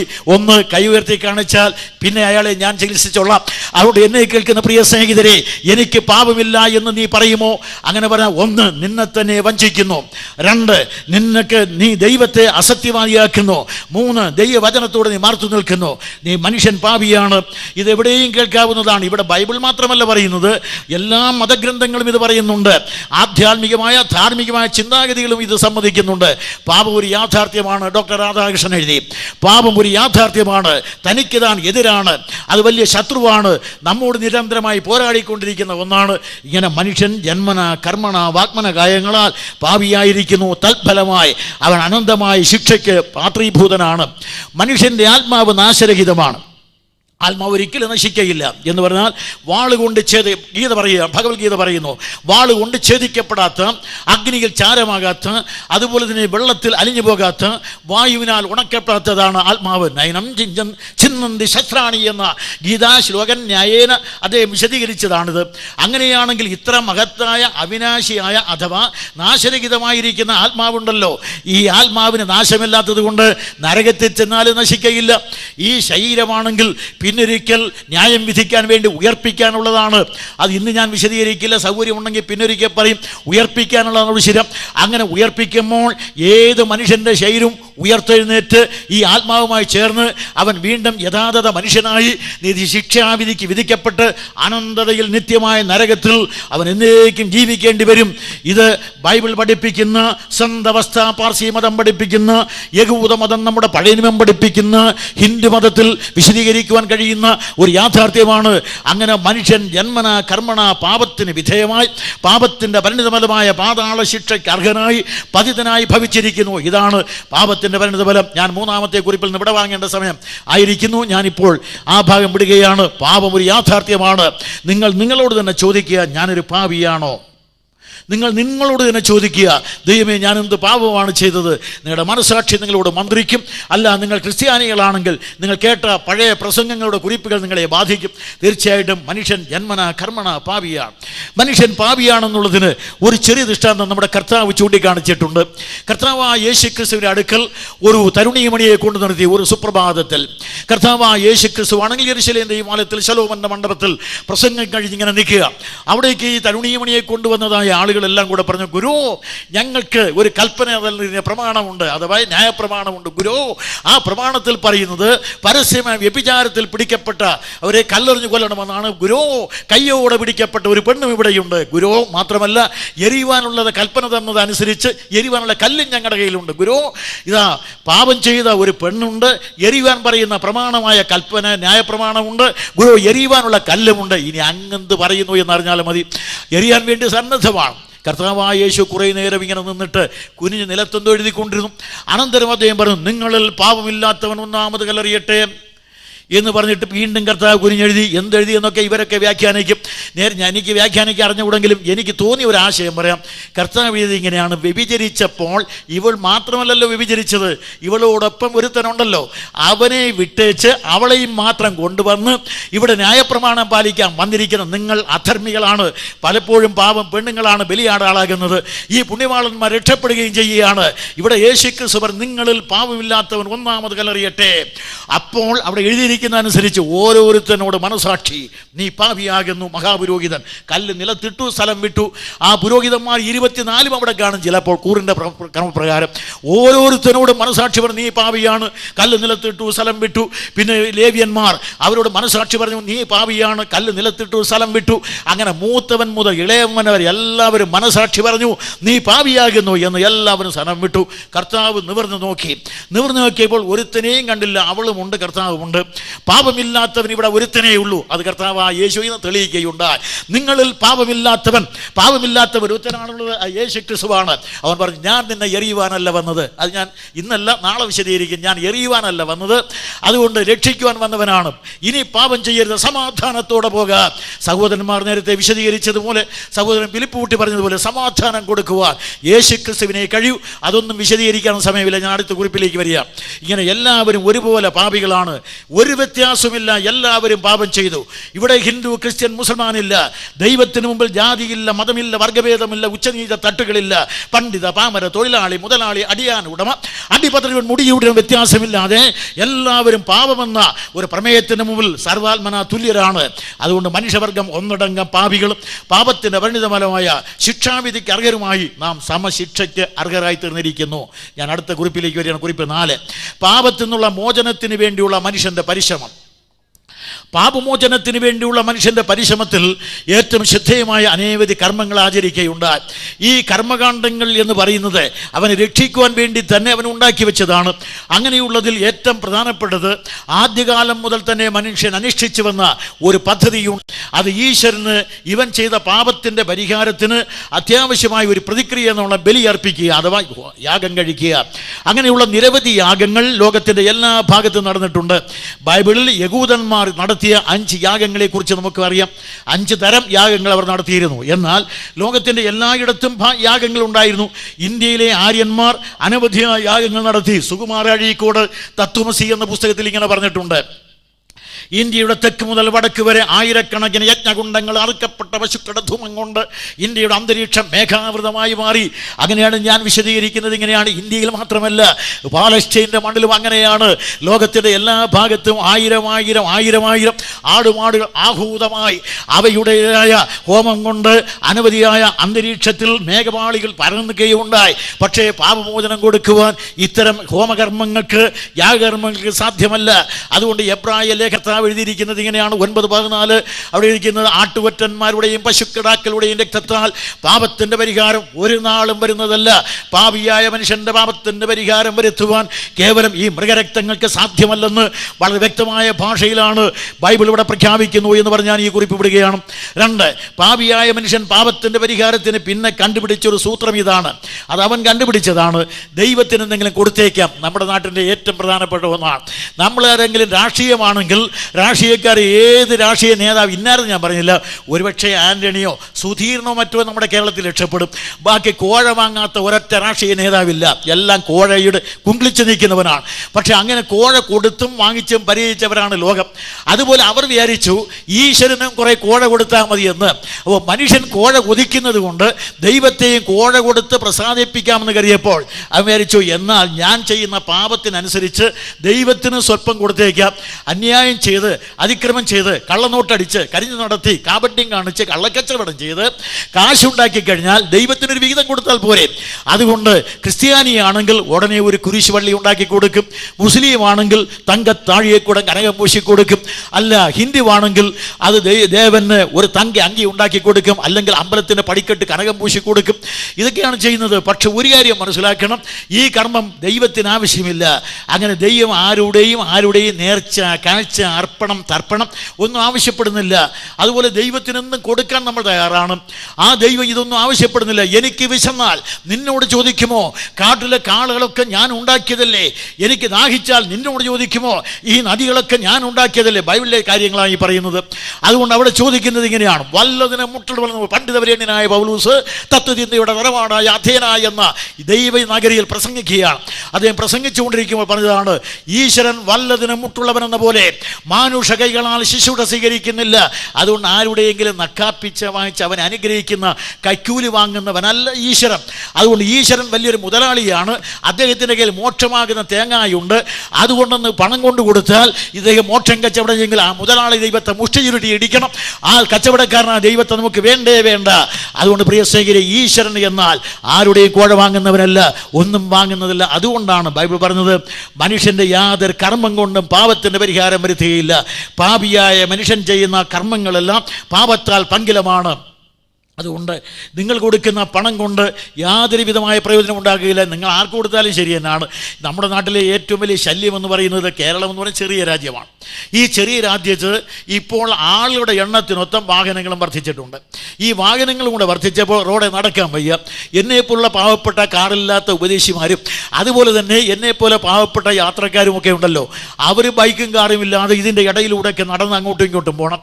വല്ല കവലയിലും എത്തിച്ചേർന്നപ്പോൾ അതിലേ വരുന്ന ഒരു ബസ് കൈ കാണിച്ചാൽ നിർത്താതെ പോകുമ്പോൾ ഞങ്ങളതിന് പുറകെ ഓടുമ്പോൾ എവിടെയെങ്കിലുമൊക്കെ നോക്കിയാൽ അവിടെയെല്ലാം ഈ വച്ചിട്ടുണ്ട് ഓരോ കുന്തം. അതിലേക്ക് കാലൊന്ന് മുട്ടിയാൽ ഉടനെ മതവികാരം ഇടിഞ്ഞു വീഴുകയാണ്. എന്ന് പറഞ്ഞാൽ കേരളത്തിലെ കവലകളിലെല്ലാം കാണുന്ന ഒരു പ്രത്യേകതയാണ്, അവിടെയെല്ലാം കുരിശുവള്ളികൾ. ക്രിസ്ത്യാനിയാണ് ആദ്യം ഇത് പഠിപ്പിച്ചത്. കുരിശുവള്ളി ഉണ്ടായി കൊടുത്തു. ഇവിടെയുള്ള ക്രിസ്ത്യാനികളുണ്ടല്ലോ, കാശുണ്ടാക്കി അങ്ങോട്ട് അയച്ചു കൊടുത്ത് കുരിശുപള്ളിക്ക് നേർച്ച കൊടുക്കുന്ന. അതുകൊണ്ട് ഈ പണം വാങ്ങിച്ച് അവിടെ ഇവിടെ റോഡിൻ്റെ വക്കത്ത് കൊണ്ടൊന്ന് ഉണ്ടാക്കി വെക്കും കുരിശുപള്ളി. അത് കുഴിച്ചിട്ട് അതിൻ്റെ കടിയിലൊരു കാണിക്ക വഞ്ചിയും വെക്കും. ദൈവത്തെ തെരുവ് തണ്ടിയാക്കുകയാണ്. ഇത് കണ്ട മുസ്ലിം വിടുമോ? ആദ്യം ക്രിസ്ത്യാനിയാണ് കാണിച്ചു കൊടുത്തത്. ഇത് കണ്ട ഹിന്ദു വിടുമോ? അത് കണ്ടപ്പോൾ അവൻ പറഞ്ഞു, ഇവന് മാത്രമേ പാടുള്ളൂ, നമുക്ക് ഇരിക്കട്ടെ ഒരു കൊച്ചമ്പലം. അവന് റോഡ് വക്കിൽ തന്നെ കൊണ്ടുവന്ന അവൻ റോഡിൻ്റെ മധ്യ കൊണ്ടുവയ്ക്കും. കൊച്ചമ്പലം ഉണ്ടാക്കി വെച്ചു. അവിടെ കൊണ്ടുവച്ചിട്ട് അവനൊരു കാണിക്ക വഞ്ചി വെച്ചു. അതിൻ്റെ ഇപ്പുറത്തുകൊണ്ട് മറ്റൊന്ന് വിടുമോ? നമുക്ക് ഇരിക്കട്ടെ ഒരു കൊച്ചു മോസ്ക്, അവനും വെച്ച് കാണിക്ക വഞ്ചി. അതിൻ്റെ ഇടയിലൂടെയാണ് ഞാൻ ഓടുന്നത്. അങ്ങനെ ഓടിപ്പോകുമ്പോൾ കാലെന്ന് മുട്ടിയാൽ നമ്മുടെ മതവികാരം ഇടിഞ്ഞു വീഴുക. അതാണ് കേരളത്തിലെ സ്ഥിതി. അതുകൊണ്ട് ഇത്തരത്തിൽ ദൈവങ്ങളെ പ്രതീക്ഷിച്ച് ദൈവത്തെ തെണ്ടികളാക്കി മാറ്റുകയാണ്. ഈശ്വരൻ ആരുടെയും പണം വേണ്ട, ഈശ്വരൻ ആരോടൊന്നും ചോദിക്കുന്നില്ല. അതുകൊണ്ട് സ്വർഗത്തിൽ ചെല്ലുമ്പോൾ നിങ്ങൾക്ക് വലിയ കൊട്ടാരം ഉണ്ടാക്കി തരും, അതുകൊണ്ട് ഇവിടെ നിങ്ങൾ ധാരാളം കൊടുക്കണമെന്നൊക്കെ പറയുന്ന പ്രസംഗകരുണ്ട്. അത് പ്രിയ സ്നേഹിതരെ, ഞാനത് പ്രസംഗിക്കുന്നില്ല. ദൈവത്തിന് യാതൊന്നും ഈ അണ്ടകടാഹത്തെ ഉണ്ടാക്കിയ, ഈ ബ്രഹ്മാണ്ഡ ഘടകത്തിന് ജന്മം കൊടുത്ത, ഉണ്ടാകട്ടെ എന്ന് ഉച്ചാരണം കൊണ്ട് സൃഷ്ടിക്കുവാൻ കഴിയുന്ന വലിയവനായ ദൈവത്തിന്, ഖനിഗർഭങ്ങളുടെ ഗംഭീര നിക്ഷേപമായ ഈ പ്രപഞ്ചത്തെ സൃഷ്ടിച്ച വലിയവനായ ദൈവത്തിന് ഈ മനുഷ്യൻ്റെ അല്പമായിരിക്കുന്ന നാണയത്തുട്ടുകൾ എന്താണ്? അതുകൊണ്ടാണ് മലയാളത്തിൻ്റെ മധുര ഗായകനായ ചങ്ങമ്പുഴ പാടിയത്, 2 തുട്ടേകുകളിൽ ചുണ്ടിൽ ചിരിവരും തെണ്ടിയല്ലേ മതം തീർത്ത ദൈവം, പാൽപ്പായസം ഏകുകളിൽ സ്വർഗത്തിലേക്കുള്ള പാസ്പോർട്ട് കൊടുക്കുമ്പോൾ നൽകുവാൻ എന്ത് ദൈവം? അദ്ദേഹം ചോദിച്ചതാണ്. അവിടെ ദൈവമെന്ന് പറഞ്ഞാൽ അത്തരത്തിൽപ്പെട്ട ഒരുത്തനായിരിക്കരുത്. അദ്ദേഹത്തിന് ഇതൊന്നും ആവശ്യമില്ല, നേർച്ചയും കാഴ്ചയും വേണ്ടാത്ത ഈശ്വരൻ. അങ്ങനെയുള്ള ദൈവത്തിൻ്റെ പേരാണ് ജീവനുള്ള ഏകസത്യ ദൈവം. അവിടെ ഞാൻ വിടുകയാണ്. അപ്പോൾ മനുഷ്യൻ്റെ കർമ്മങ്ങളെല്ലാം പരാജയമാണ്. ഈ പരാജിതമായിരിക്കുന്ന കർമ്മങ്ങൾ, യാഗകർമ്മം പരാജയപ്പെട്ട്, രണ്ടാമത് മനുഷ്യൻ്റെ ഇത്തരമുള്ള സൽക്കർമ്മങ്ങളെന്ന് വിളിക്കുന്ന ഈശ്വരപരമായ കാര്യങ്ങളൊക്കെ ഉണ്ട്, അവയെല്ലാം പരാജയങ്ങളാണ്. മാത്രമല്ല പിന്നെ യമനിയമാദി ആസനങ്ങൾ, ഇത് ഉയർന്ന ഫിലോസഫിയാണ്. ഉയർന്ന ഫിലോസഫിയിൽ ബുദ്ധമതത്തിൽ നിന്ന് ഉത്ഭവിച്ച് ഹിന്ദു മതത്തിലൂടെ വന്ന് ഇപ്പോൾ ലോകത്തിൽ വ്യാപിക്കുന്നതാണ് യോഗവിദ്യ. യോഗവിദ്യ ആരോഗ്യപരമായി നല്ലതാണ്. ഞാൻ ഇടയ്ക്കൊക്കെ ഈ ചക്രയോഗം നടത്താറുണ്ട്. അത് മറ്റൊക്കെ പല 64-ൽ 32 എനിക്കറിയാം, പക്ഷേ ഇപ്പോൾ ഒന്നും ചെയ്യാറില്ല. ചുരുക്കി പറഞ്ഞാൽ യോഗം കൊണ്ട് പ്രത്യേക ഒരു നേട്ടവും, യമനിയമാദി ആസനങ്ങളിലിട്ട് അതിൽ 64 യോഗവിദ്യകളുണ്ട്, ആസനങ്ങൾ. ഈ ആസനം 64 ശീലിച്ചിട്ട് ഒരു പക്കത്ത്, ഞാനിതെല്ലാം ശീലിച്ചുകൊണ്ടിരിക്കുന്ന കാലത്ത് ഒരു പുസ്തകം വായിച്ചു. ആ പുസ്തകത്തിൽ അദ്ദേഹം എഴുതിയിരിക്കുന്നത്, ഇത് പാലിച്ചവരെല്ലാം പരാജയങ്ങളാണ്. കാരണം യോഗവിദ്യയെല്ലാം ശീലിച്ചാൽ ഇന്ദ്രിയങ്ങളെ നിഗ്രഹിക്കാം. പഞ്ചേന്ദ്രിയം, കർമ്മേന്ദ്രിയം, ജ്ഞാനേന്ദ്രിയം, ഇതിനെയെല്ലാം നിഗ്രഹിക്കാം. അത് പാപത്തെ മോഹിക്കാൻ പ്രേരിപ്പിക്കുന്ന ജ്ഞാനേന്ദ്രിയം, അത് കഴിഞ്ഞാൽ പാപത്തെ ചെയ്യാൻ വേണ്ടി പ്രേരിപ്പിക്കുന്ന കർമ്മേന്ദ്രിയം. അതുകൊണ്ട് ഈ ഇന്ദ്രിയങ്ങളെ നിഗ്രഹിച്ചാൽ മതി, അതിന് ആസനവിദ്യ നടക്കും. ഒരു മൂക്കിലൂടെ വായു വലിച്ചകത്ത് കയറ്റി കുറേ നേരം നിർത്തിയിട്ട് മറ്റേ മൂക്കിലൂടെ വിട്ടാൽ പ്രാണായാമമായി. ഈ പ്രാണായാമം ശീലിച്ച് അതോടെ യോഗവിദ്യയുമായി കഴിഞ്ഞാൽ ഇന്ദ്രിയങ്ങളെ നിഗ്രഹിക്കാം. പക്ഷേ വായിച്ച് വന്നപ്പോൾ അനുഭവത്തിൻ്റെ അടിസ്ഥാനത്തിൽ പഴയ ഒരു രാജാവ് ഭർത്തൃഹരി എഴുതിയ പുസ്തകം വായിച്ചു. അത് ശതകങ്ങളായി എഴുതിയ പുസ്തകമാണ്. അദ്ദേഹം പറഞ്ഞു, വിശ്വാമിത്ര പരാശര പ്രഭൃതയോ വാദാംബു വർണ്ണാശനാസ്തേവി സ്ത്രീ മുഖപങ്കജം സുലളിതം ദൃഷ്ട്വാ വിമോഹംഗത ശല്യന്നം സകൃതം രതിയുതം ഭുജന്തിയെ മാനവ. അദ്ദേഹം പറഞ്ഞു, അങ്ങനെയാണെങ്കിൽ നെല്ലരിച്ചോറ് തൈരും നെയ്യും കൂട്ടി കഴിക്കുന്ന മനുഷ്യ, നിനക്ക് ഇന്ദ്രിയ നിഗ്രഹം വരുമെന്ന് പറഞ്ഞാൽ തദ് വിന്ധ്യേ പ്ലവേ സുരേ സാഗരേ, വിന്ധ്യപർവ്വതം കടലിൽ ചാടിപ്പോകുന്നത് പോലെ അസാധ്യമാണ്. ഇത് ഞാൻ പറഞ്ഞതല്ല, ഭർത്തൃഹരി പറഞ്ഞതാണ്. അദ്ദേഹം പറയും, വിശ്വാമിത്ര പരാശരൻ തുടങ്ങിയ യോഗീശ്വരന്മാർ ബാദാംബു വർണ്ണാശന, വായു വെള്ളം ഉണക്കയില കൊണ്ടാണ് ജീവിച്ചത്. എങ്കിലും സ്ത്രീ മുഖപങ്കജം ദൃഷ്ട്വാ വിമോഹംഗത, സുന്ദരിമാരായ തരുണീമണികളുടെ മുഖാരവിന്ദങ്ങൾ കണ്ട മാത്രയിൽ മോഹിതരായി തീർന്നു. ഉദാഹരണം, വിശ്വാമിത്ര മേനകയുടെ മുമ്പിലും പരാശരൻ മത്സ്യഗന്ധിയുടെ മുമ്പിലും നടുവടിഞ്ഞു വീണതാണ്. അങ്ങനെയാണെങ്കിൽ പില്ല് ഈ നെല്ലരിച്ചോറ് തൈരും നെയ്യും കൂട്ടി കഴിക്കുന്ന, ബദാം പരിപ്പ് പാലിൽ അരച്ചു കലക്കി കുടിക്കുന്ന, അല്ലയോ സന്യാസി, യോഗി, അല്ലയോ പാതിരി, അല്ലയോ മുസലിയാരെ, എങ്ങനെ ഇന്ദ്രിയ നിഗ്രഹം വരാൻ? അതുകൊണ്ടാണ് ഇവരെല്ലാം പരാജയപ്പെടുന്നത്. അതുകൊണ്ട് ഇതൊന്നും ഇന്ദ്രിയ നിഗ്രഹം അങ്ങനെ വരികയില്ല. മനുഷ്യൻ്റെ വ്യവസ്ഥിതി അതാണ്. ഞാൻ ഇത്രയും പറഞ്ഞ് ഈ ഭാഗം വിടുകയാണ്. പിന്നെ മനുഷ്യൻ എവിടെയാണ് രക്ഷപ്പെടാൻ പോകുന്നത്? അതുകൊണ്ട് ഇവൻ ചെയ്യുന്ന യാതൊരു കർമ്മം കൊണ്ടും ഇന്ദ്രിയങ്ങളെ നിഗ്രഹിച്ച് പാപത്തിന് മേൽ വിജയം വരിക്കുവാൻ സാധ്യമല്ല എന്ന് ഇതുവരെയുള്ള പ്രമാണങ്ങളുടെ അടിസ്ഥാനത്തിൽ ആനുഭവിക പശ്ചാത്തലത്തിൽ പറയുവാൻ കഴിയുന്നതാണ്. ഞാനും കുറേ അമ്പലങ്ങളിലൊക്കെ നടന്നിട്ടുണ്ട്.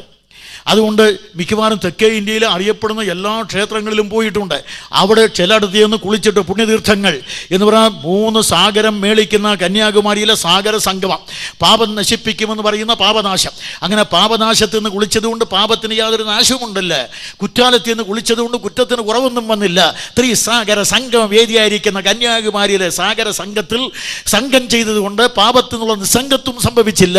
പിന്നെയും ഈ അവയവം ഉള്ളിടത്തോളം കാലം കണ്ണ് കണ്ട കണ്ടാൽ അങ്ങോട്ട് തന്നെ പോകും. അതുകൊണ്ടാണ് ഒരിക്കൽ ഒരു മഹാൻ പറഞ്ഞത് ഇങ്ങനെയാണ്: നടന്നു പോകുമ്പോൾ ശബ്ദം കേട്ടു തിരിഞ്ഞു നോക്കി സുന്ദരിയായൊരു പെണ്ണ്, തെറ്റല്ല. പക്ഷേ രണ്ടാമതും മൂന്നാമതും തിരിഞ്ഞു നോക്കിയാൽ പാപം ചെയ്തു പോയി. ഇതാണ് പൗലോസും പറയുന്നത്. അതുകൊണ്ട് ആ പാപം ചെയ്യാത്ത ആരും ഇവിടെ ഇല്ലല്ലോ. അങ്ങനെയാണ് ഈ പ്രിയ സ്നേഹിതരെ, പാപിയായ നമ്മുടെ പാപത്തിൻ്റെ പരിഹാരം വരുത്തുവാൻ ഈ നമ്മുടെ ഭക്തിയും നമ്മുടെ നോയമ്പും പകൽ മുഴുവൻ പട്ടിണിയും രാത്രി മുഴുവൻ തീറ്റയും കൊണ്ട് നടക്കുന്നത് നമുക്കിതെങ്ങനെ സാധിക്കാം? അതുകൊണ്ട് പാപിയായ മനുഷ്യൻ്റെ പാപത്തിൻ്റെ പരിഹാരം വരുത്തുവാൻ കഴിയുന്ന യാതൊരു കർമ്മങ്ങൾ ഇവിടെയില്ല. ഇവിടെയാണ് കർമ്മകാണ്ഡത്തിൻ്റെ പരാജയം. അതുകൊണ്ടാണ് പൗലോസ് ചോദിക്കുക, എവിടെ കർമ്മം, എവിടെ കർമ്മമാർഗം? അദ്ദേഹം ചോദിച്ചു, എവിടെ കർമ്മമാർഗം? ഇനി ഞാൻ അവിടുത്തെ വിശദീകരിക്കാതെ പറയും. ഇങ്ങനെ പാപിയായ മനുഷ്യൻ പാപിയാണെന്ന് ബോധം വന്നപ്പോൾ അനവധി മാർഗങ്ങൾ ആസൂത്രണം ചെയ്തു. അതിലൂടെ മതങ്ങളുണ്ടായി. ഒരു മതവും മനുഷ്യനെ രക്ഷിക്കുകയില്ല, ഒരൊറ്റ മതവും മനുഷ്യനെ രക്ഷിക്കുകയില്ല. അപ്പോൾ പിന്നെ നിങ്ങൾക്കൊരു ചോദ്യം, കൃഷ്ണൻകുട്ടി യേശു ക്രിസ്തു പിന്നെ മതം സ്ഥാപിച്ചിട്ടില്ലേ? പിന്നെ പറയാം, തൽക്കാലം ഇവിടെയാണ് സമയം ഓടിപ്പോകുന്നത് കൊണ്ട് നിർത്തേണ്ടിയിരിക്കുക. അതുകൊണ്ട് കർത്താവായ യേശു ക്രിസ്തു ഇവിടെ എന്താണ് ചെയ്യുന്നത്? ഇവിടെയാണ് നമുക്ക് ഒരു രക്ഷിതാവിൻ്റെ ആവശ്യം. ഇങ്ങനെ പാപികളായ മനുഷ്യവർഗം പാപികളാണെന്ന് സ്വയം സമ്മതിച്ചുകൊണ്ട് ഈ കർമ്മകാണ്ഡങ്ങളെല്ലാം തോറ്റ് തുന്നമ്പാടിയപ്പോൾ അവരെല്ലാവരും കൂടെ അവനിയുടെ നാനാ കോണുകളിൽ ഇരുന്നു കൊണ്ട് അനന്തതയിലേക്ക് കണ്ണുനട്ട് അഖിലാണ്ടത്തിൻ്റെ ഉടയവനായ ദൈവത്തോട് അനവരതം ആത്മവിവശരായി പ്രാർത്ഥിച്ചു, ഞങ്ങളെ രക്ഷിക്കണേ, ഞങ്ങളെ രക്ഷിക്കണേ, ഞങ്ങളെ രക്ഷിക്കണേ. അങ്ങനെ ലോകത്തിൻ്റെ എല്ലാ കോണിൽ നിന്നും എന്നെ രക്ഷിക്കണേ എന്നുള്ള ആർത്തനാദം അനന്തതയിലേക്ക് ഉയർന്നാൽ അനങ്ങാതിരിക്കാൻ ദൈവത്തിന് കഴിയില്ല. വളരെ വിശദീകരിക്കാതെ ചുരുക്കമായ ചില കുറിപ്പുകൾ പറയുകയാണ്. BC 2000 ഏറ്റവും ഭക്തനായ യോബിൻ്റെ പ്രാർത്ഥനയിൽ ഇങ്ങനെ പറഞ്ഞിട്ടുണ്ട്. ഊസ് ദേശീയനായ ഒരുപക്ഷെ ഇന്നത്തെ യമൻ, അവിടെ ഇരുന്നുകൊണ്ട് അദ്ദേഹം പ്രാർത്ഥിച്ചത് ഇങ്ങനെയാണ്: അല്ലയോ ദൈവമേ, വെളിച്ചമെവിടെ? നീതിമാനെന്നറിയപ്പെടുന്ന അദ്ദേഹം പറയുന്ന വെളിച്ചമെവിടെ? വെളിച്ചത്തിലേക്കുള്ള വഴി എവിടെ? അദ്ദേഹം ചോദിച്ചു, വെളിച്ചത്തിൻ്റെ വാതിലെവിടെ? അവിടെ തപ്പി നടക്കുകയാണ് അദ്ദേഹം വെളിച്ചത്തിൻ്റെ വാതിലും വഴിയും. 1000 വർഷം കൂടെ കഴിഞ്ഞപ്പോൾ നാം അറിയുന്ന പോലെ മറ്റൊരു എഴുത്തുകാരൻ പറയുന്നത്, ദാവീദ് പറയുന്നു, അയ്യോ ദൈവമേ, അകൃത്യത്തിൽ ഞാൻ ഒരുവായി, പാപത്തിൽ എൻ്റെ അമ്മ എന്നെ ഗർഭം ധരിച്ചു, ഈ സോപ്പ് കൊണ്ട് എന്നെ കഴി വെടിപ്പാക്കണമേ. പാപം ഭാരിച്ചതാണ്, ഭാരച്ചുമട് പോലെയാണ്, എൻ്റെ നട്ടെല്ല് വളഞ്ഞു പോകുകയാണ്. അല്ലയോ ദൈവമേ, എൻ്റെ പാപങ്ങൾ മോചിക്കണമേ എന്ന് BC 1000 കഴിഞ്ഞ് കുറെ കൂടെ BC 700 വരാം. BC 700 വരുമ്പോൾ നമ്മുടെ ഏറ്റവും വലിയ ഉന്നതന്മാരായ ഉപനിഷത്ത് ആചാര്യന്മാർ ഉത്കടമായ ചിന്തകൾ ഉന്നതത്തിലേക്ക് തൊടുത്തുവിട്ട് ഉപനിഷത്തുക്കൾ രചിച്ച കാലഘട്ടം. ആ ഉപനിഷത്ത് ആചാര്യന്മാർ പ്രാർത്ഥിച്ചത് ഇങ്ങനെയാണ്, ഉള്ളഴിഞ്ഞ് പ്രാർത്ഥിച്ചു: അസതോ മാം സദ്ഗമയ, തമസോ മാം ജ്യോതിർഗമയ, മൃത്യോ മാം അമൃതംഗമയ. അവർ പ്രാർത്ഥിച്ചത് അസതോ മാം സദ്ഗമയ, എന്നെ അസത്യത്തിൽ നിന്ന് സത്യത്തിലേക്ക്, തമസോ മാം ജ്യോതിർഗമയ, അന്ധകാരത്തിൽ നിന്ന് വെളിച്ചത്തിലേക്ക്, മൃത്യോ മാം അമൃതംഗമയ. ഇതാണ് അവരുടെ പ്രാർത്ഥന. അങ്ങനെ അവർ നൂറ്റാണ്ടുകളായി പ്രാർത്ഥിക്കുകയായിരുന്നു. കുറെ കൂടെ താഴോട്ട് വരുമ്പോൾ BC 600 ലോക ചരിത്രത്തിൽ സൈന്യവിന്യാസം കൊണ്ട് സടകുടഞ്ഞേറ്റ സൈന്യാധിപന്മാരിൽ സമ്രാട്ടുകളിൽ സമാനതയില്ലാതെ വിരാജിക്കുന്ന അസീറിയൻ ചക്രവർത്തി അസൂർ ബാനിപ്പാൽ ജീവിതത്തിൻ്റെ അവസാന ഘട്ടത്തിൽ അനശ്വരനായ ഈശ്വരനോട് ഒടുവിലായി പ്രാർത്ഥിച്ചത് ഇങ്ങനെയാണ്: അല്ലയോ ഈശ്വര, ദൈവമേ, എൻ്റെ പാപങ്ങൾ മോചിക്കണം, നിൻ്റെ വെളിച്ചത്തിൻ്റെ ഒരു കതിര് കാണുവാൻ എന്നെ അനുവദിക്കണമേ. ഇതാണ് ആ മഹാരാജാവിൻ്റെ പ്രാർത്ഥന. ഇനി അല്പം കൂടെ താഴോട്ട് വരുമ്പോൾ ഗ്രീസിലെ സാമോസ എന്ന ദ്വീപിൽ നിന്നുകൊണ്ട് സൈമോണിഡീസ് എന്ന് പറയുന്ന ദാർശനിക ആചാര്യം പ്രാർത്ഥിച്ചു: അല്ലയോ ദൈവമേ, എൻ്റെ ജീവിതം ഹ്രസ്വം, പാപപൂർണ്ണം, വെളിച്ചത്തിന് ഒരു പരിവേഷം നൽകി എന്നെ അനുഗ്രഹിക്കണമേ. കാലം പിന്നെയും കൂടെ കഴിഞ്ഞു. മലാഖിയുടെ കാലം വന്നപ്പോൾ അദ്ദേഹം എഴുതി വെച്ചു, ന്യായപ്രമാണത്തിലെ എല്ലാ കർമ്മങ്ങളും പരാജയമാണ്, യാഗങ്ങൾ രക്ഷിക്കുകയില്ല, അതുകൊണ്ട് നീതി സൂര്യൻ രോഗോപശാന്തിയോടുകൂടി ഉദിക്കുകയല്ലാതെ പോംവഴിയില്ല, അടച്ചു വെച്ച് പുസ്തകം. പ്രിയ സ്നേഹിതരെ, പിന്നെയും BC 300 ഗ്രീസ് എന്ന് പറയുന്ന മഹത്തായ രാജ്യത്തിൽ ദാർശനിക ആചാര്യന്മാർക്ക് ജന്മം കൊടുത്ത ആ പ്രബുദ്ധ കേന്ദ്രത്തിൽ നിന്നുകൊണ്ട് കൊരിന്ത് എന്ന് പറയുന്ന പ്രശസ്ത നഗരിയിലൂടെ നടന്നു പോകുന്ന ഡയോജനീസ്, അദ്ദേഹം ഒരിക്കൽ നട്ടുച്ച വേളയിൽ കത്തിച്ചടാർത്തിൽ കരലത്തിലെടുത്ത് കാണുന്ന മനുഷ്യരെല്ലാം നോക്കി ചോദിച്ചു. അദ്ദേഹത്തിന് ഭ്രാന്തുണ്ടെന്ന ആളുകൾ, അദ്ദേഹം പറയും, എനിക്ക് ഭ്രാന്തില്ല, ഞാൻ വെളിച്ചം തേടുകയാണ്. വെളിച്ചം എവിടെ? ഇങ്ങനെ വെളിച്ചം തേടുന്ന, പാപം മോചിക്കണം എന്ന് പറയുന്ന പരശതം ആളുകളെ പാരിൻ്റെ പരന്ന കോണിൽ പരക്കവേ കാണാം. ഇങ്ങനെ പാപികളായ മനുഷ്യവർഗം പാപത്തിൻ്റെ പരിഹാരത്തിന് വേണ്ടി അനുഷ്ഠിച്ച കർമ്മങ്ങൾ പാടെ പരാജയപ്പെട്ട് പതറിയ മനസ്സുമായി ഈ പാരിലിരുന്ന് പരത്തിലേക്ക് നോക്കി പരമദൈവത്തോട് പാപത്തിന് വേണ്ടി, ആശ്വാസത്തിന് വേണ്ടി, സമാധാനത്തിന് വേണ്ടി, സത്യത്തിന് വേണ്ടി, അമൃതിന് വേണ്ടി പ്രാർത്ഥിച്ചാൽ അനങ്ങാതിരിക്കാൻ ഈശ്വരന് കഴിയുകയില്ല. ഇവിടെയാണ് ബൈബിൾ അവതരിപ്പിക്കുന്ന ഈശ്വരൻ്റെ പ്രത്യേകത. ബൈബിൾ അവതരിപ്പിക്കുന്ന ഈശ്വരൻ, ബൈബിൾ ദൈവത്തെ അവതരിപ്പിക്കുന്നത് എങ്ങനെയാണ്? കരുണ ഉള്ള ദൈവം. ദൈവം കരുണയുള്ളവനാണ്, ദൈവം കൃപാലുവാണ്, ദൈവം സ്നേഹമാണ്. ബൈബിൾ മാത്രമേ പറഞ്ഞിട്ടുള്ളൂ ദൈവം സ്നേഹമാകുന്നു എന്ന്. ദൈവം സ്നേഹമാകുന്നു എന്ന് ബൈബിളിന് മുമ്പ് എവിടെയും എഴുതിയിട്ടില്ല. അതുകൊണ്ട് 1 യോഹന്നാൻ 4-ാം അധ്യായത്തിൻ്റെ 8-ാം വാക്യത്തിലാണ് ദൈവം സ്നേഹമാകുന്നു. ഈ പ്രമേയം ക്രൈസ്തവമാണ്. ദൈവം സ്നേഹമാകുന്നു. അതുകൊണ്ട് ഈ ദൈവത്തോട് പ്രാർത്ഥിച്ചാൽ സ്നേഹസ്വരൂപനായ കാരുണ്യവനായ ദൈവത്തിന് അനങ്ങാതിരിക്കാൻ കഴിയും. ബൈബിൾ പറയുന്നത് ദൈവം ജീവനുള്ളവനാണ്. ജീവനുള്ള ദൈവത്തിന് ജീവനുള്ളതുകൊണ്ട് ഉത്തരം പറയാതിരിക്കാൻ കഴിയുമോ? മാത്രമല്ല ഏകസത്യ ദൈവമാണ്. അതുകൊണ്ട് ആ ദൈവത്തിന് ഉത്തരം കൊടുക്കണം. അത് നാളെ ഞാൻ വിശദീകരിക്കും. രക്ഷ യേശുക്രിസ്തുവിൽ മാത്രമോ, ഇതായിരിക്കും നാളത്തെ എൻ്റെ പ്രസംഗ വിഷയം. അതുകൊണ്ട് ഇന്ന് ഞാനിത് പ്രസംഗിക്കുമ്പോൾ ഇത്രയും പറഞ്ഞു വിടുകയാണ്.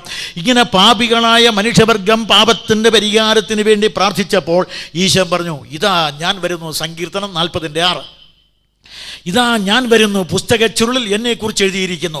വെറുതെ വരാമെന്നല്ല, എഴുതിയിരിക്കുന്നത് പോലെ വരാമെന്നാണ് പറഞ്ഞത്. നമ്മൾ സാധാരണയായി പറഞ്ഞാൽ മഹാരഥന്മാരും നേതാക്കന്മാരും ഒക്കെ ഉണ്ട്.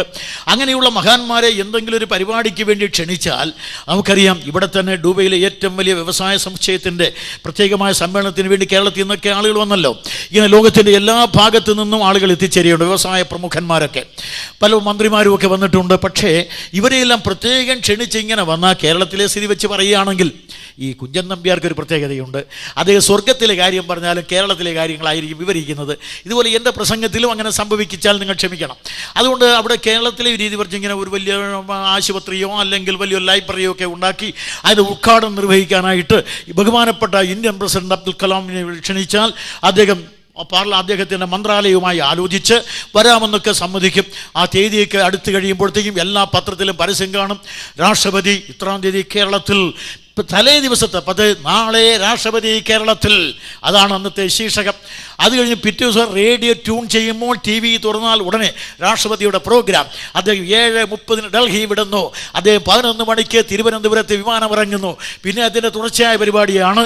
അദ്ദേഹം അവിടെ ഇത്ര മണി വരെ രാജ്ഭവനിൽ വിശ്രമിക്കുന്നതാണ്. അതിനുശേഷം 2 മണിക്ക് പൊതുസമ്മേളനത്തിൽ അദ്ദേഹം സംബന്ധിക്കുന്നതാണ്. അതിനുശേഷം ഹെലികോപ്റ്റർ വഴി അദ്ദേഹം എറണാകുളത്ത് പണിതിരിക്കുന്ന വലിയ കെട്ടിടത്തിൻ്റെ ഉദ്ഘാടനം നിർവഹിക്കും എത്തിച്ചേരുന്നതാണ്. ആലപ്പുഴയിൽ എത്തുമ്പോൾ അവിടെ ഇറങ്ങി അദ്ദേഹം പൗരസ്വീകരണം സംബന്ധിക്കും. പിന്നീട് കാർ മാർഗം പോകുന്നതാണ്. ഇതെല്ലാം പരിപാടി പ്രോഗ്രാം എഴുതിയിട്ടുണ്ട്. അങ്ങനെ ഇരിക്കുമ്പോഴുണ്ട് നിശ്ചിതമായ പ്രോഗ്രാം അനുസരിച്ചാണ് റോഡ്. ആ നിശ്ചിത ദിവസം വന്നപ്പോൾ റോഡിൻ്റെ 2 വശത്തും വലിയ വേലിക്കെട്ട്. അതാണല്ലോ നമ്മുടെ ജനാധിപത്യം. അതുകൊണ്ട് റോഡിൻ്റെ 2 വശത്തും വലിയ വേലിക്കെട്ട്. ആ വേലിക്കെട്ടിൻ്റെ നടുവിലൂടെ അനവധിയായി പുറത്തടിക്ക് ഒരു പോലീസുകാരൻ തോക്കും പിടിച്ച് അങ്ങനെ ഇരിക്കുമ്പോൾ നമ്മൾ ബഹുമാനപ്പെട്ട പ്രസിഡന്റ് ഇങ്ങനെ എഴുന്നള്ളി വരികയാണ്. അകമ്പടികളോടുകൂടി കുറേ കടും സ്വീകരണ കമ്മിറ്റി വിളിച്ചു വരാൻ രാഷ്ട്രപതി വന്നുകൊണ്ടേയിരിക്കുന്നു, രാഷ്ട്രപതി വന്നുകൊണ്ടേയിരിക്കുന്നു. അദ്ദേഹം ആലപ്പുഴ കഴിഞ്ഞു, അദ്ദേഹം ചേർത്തല കഴിഞ്ഞു, അദ്ദേഹം ഇതാ എത്തിക്കൊണ്ടിരിക്കുന്നു, അദ്ദേഹം നമ്മുടെ ഇവിടെയുള്ള പാലം കഴിഞ്ഞിരിക്കുന്നു, അദ്ദേഹം ഇതാ എത്തിച്ചേർന്നിരിക്കുന്നു, അദ്ദേഹം ഇത് കലൂർ എത്തിച്ചേർന്നിരിക്കുന്നു.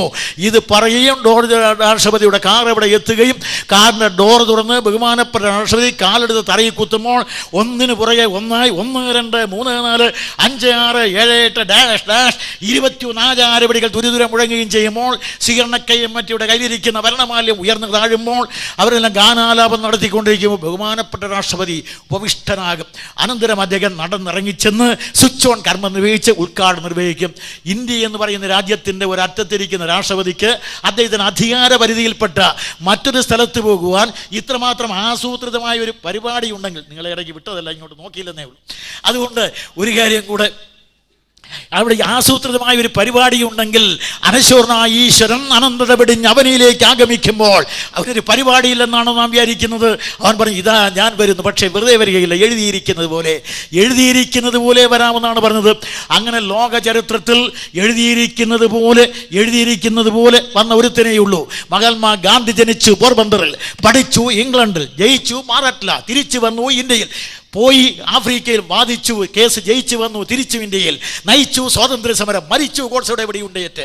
ജനിച്ച ഗാന്ധിയുടെ ജാതകം വെച്ച് കൊട്ടാര ജ്യോത്സ്യനും പറഞ്ഞില്ല, ബാപ്പുജി ഇന്ന് ബിർളാ മന്ദിരത്തെ പ്രാർത്ഥിക്കാൻ പോയാൽ അപകട സാധ്യതയുണ്ട്, ഗ്രഹനില പിശകാണ്, രാഹുവും കേതുമെല്ലാം നോക്കിയിട്ട് അവിടെ വേണം. അതുകൊണ്ട് ബഹുമാനപ്പെട്ട രാഷ്ട്രപതി ഇന്ന് ബിർളാ മന്ദിരത്തിൽ പോകാൻ പാടില്ല എന്നായിരിക്കും ജ്യോത്സ്യം പറയുന്നത്. പക്ഷെ ഒരു കൊട്ടാര ജ്യോത്സ്യനും അതിനുള്ള കഴിവില്ലായിരുന്നു. അതുകൊണ്ട് അദ്ദേഹം പോയി വെടിയേറ്റ് മരിച്ചു.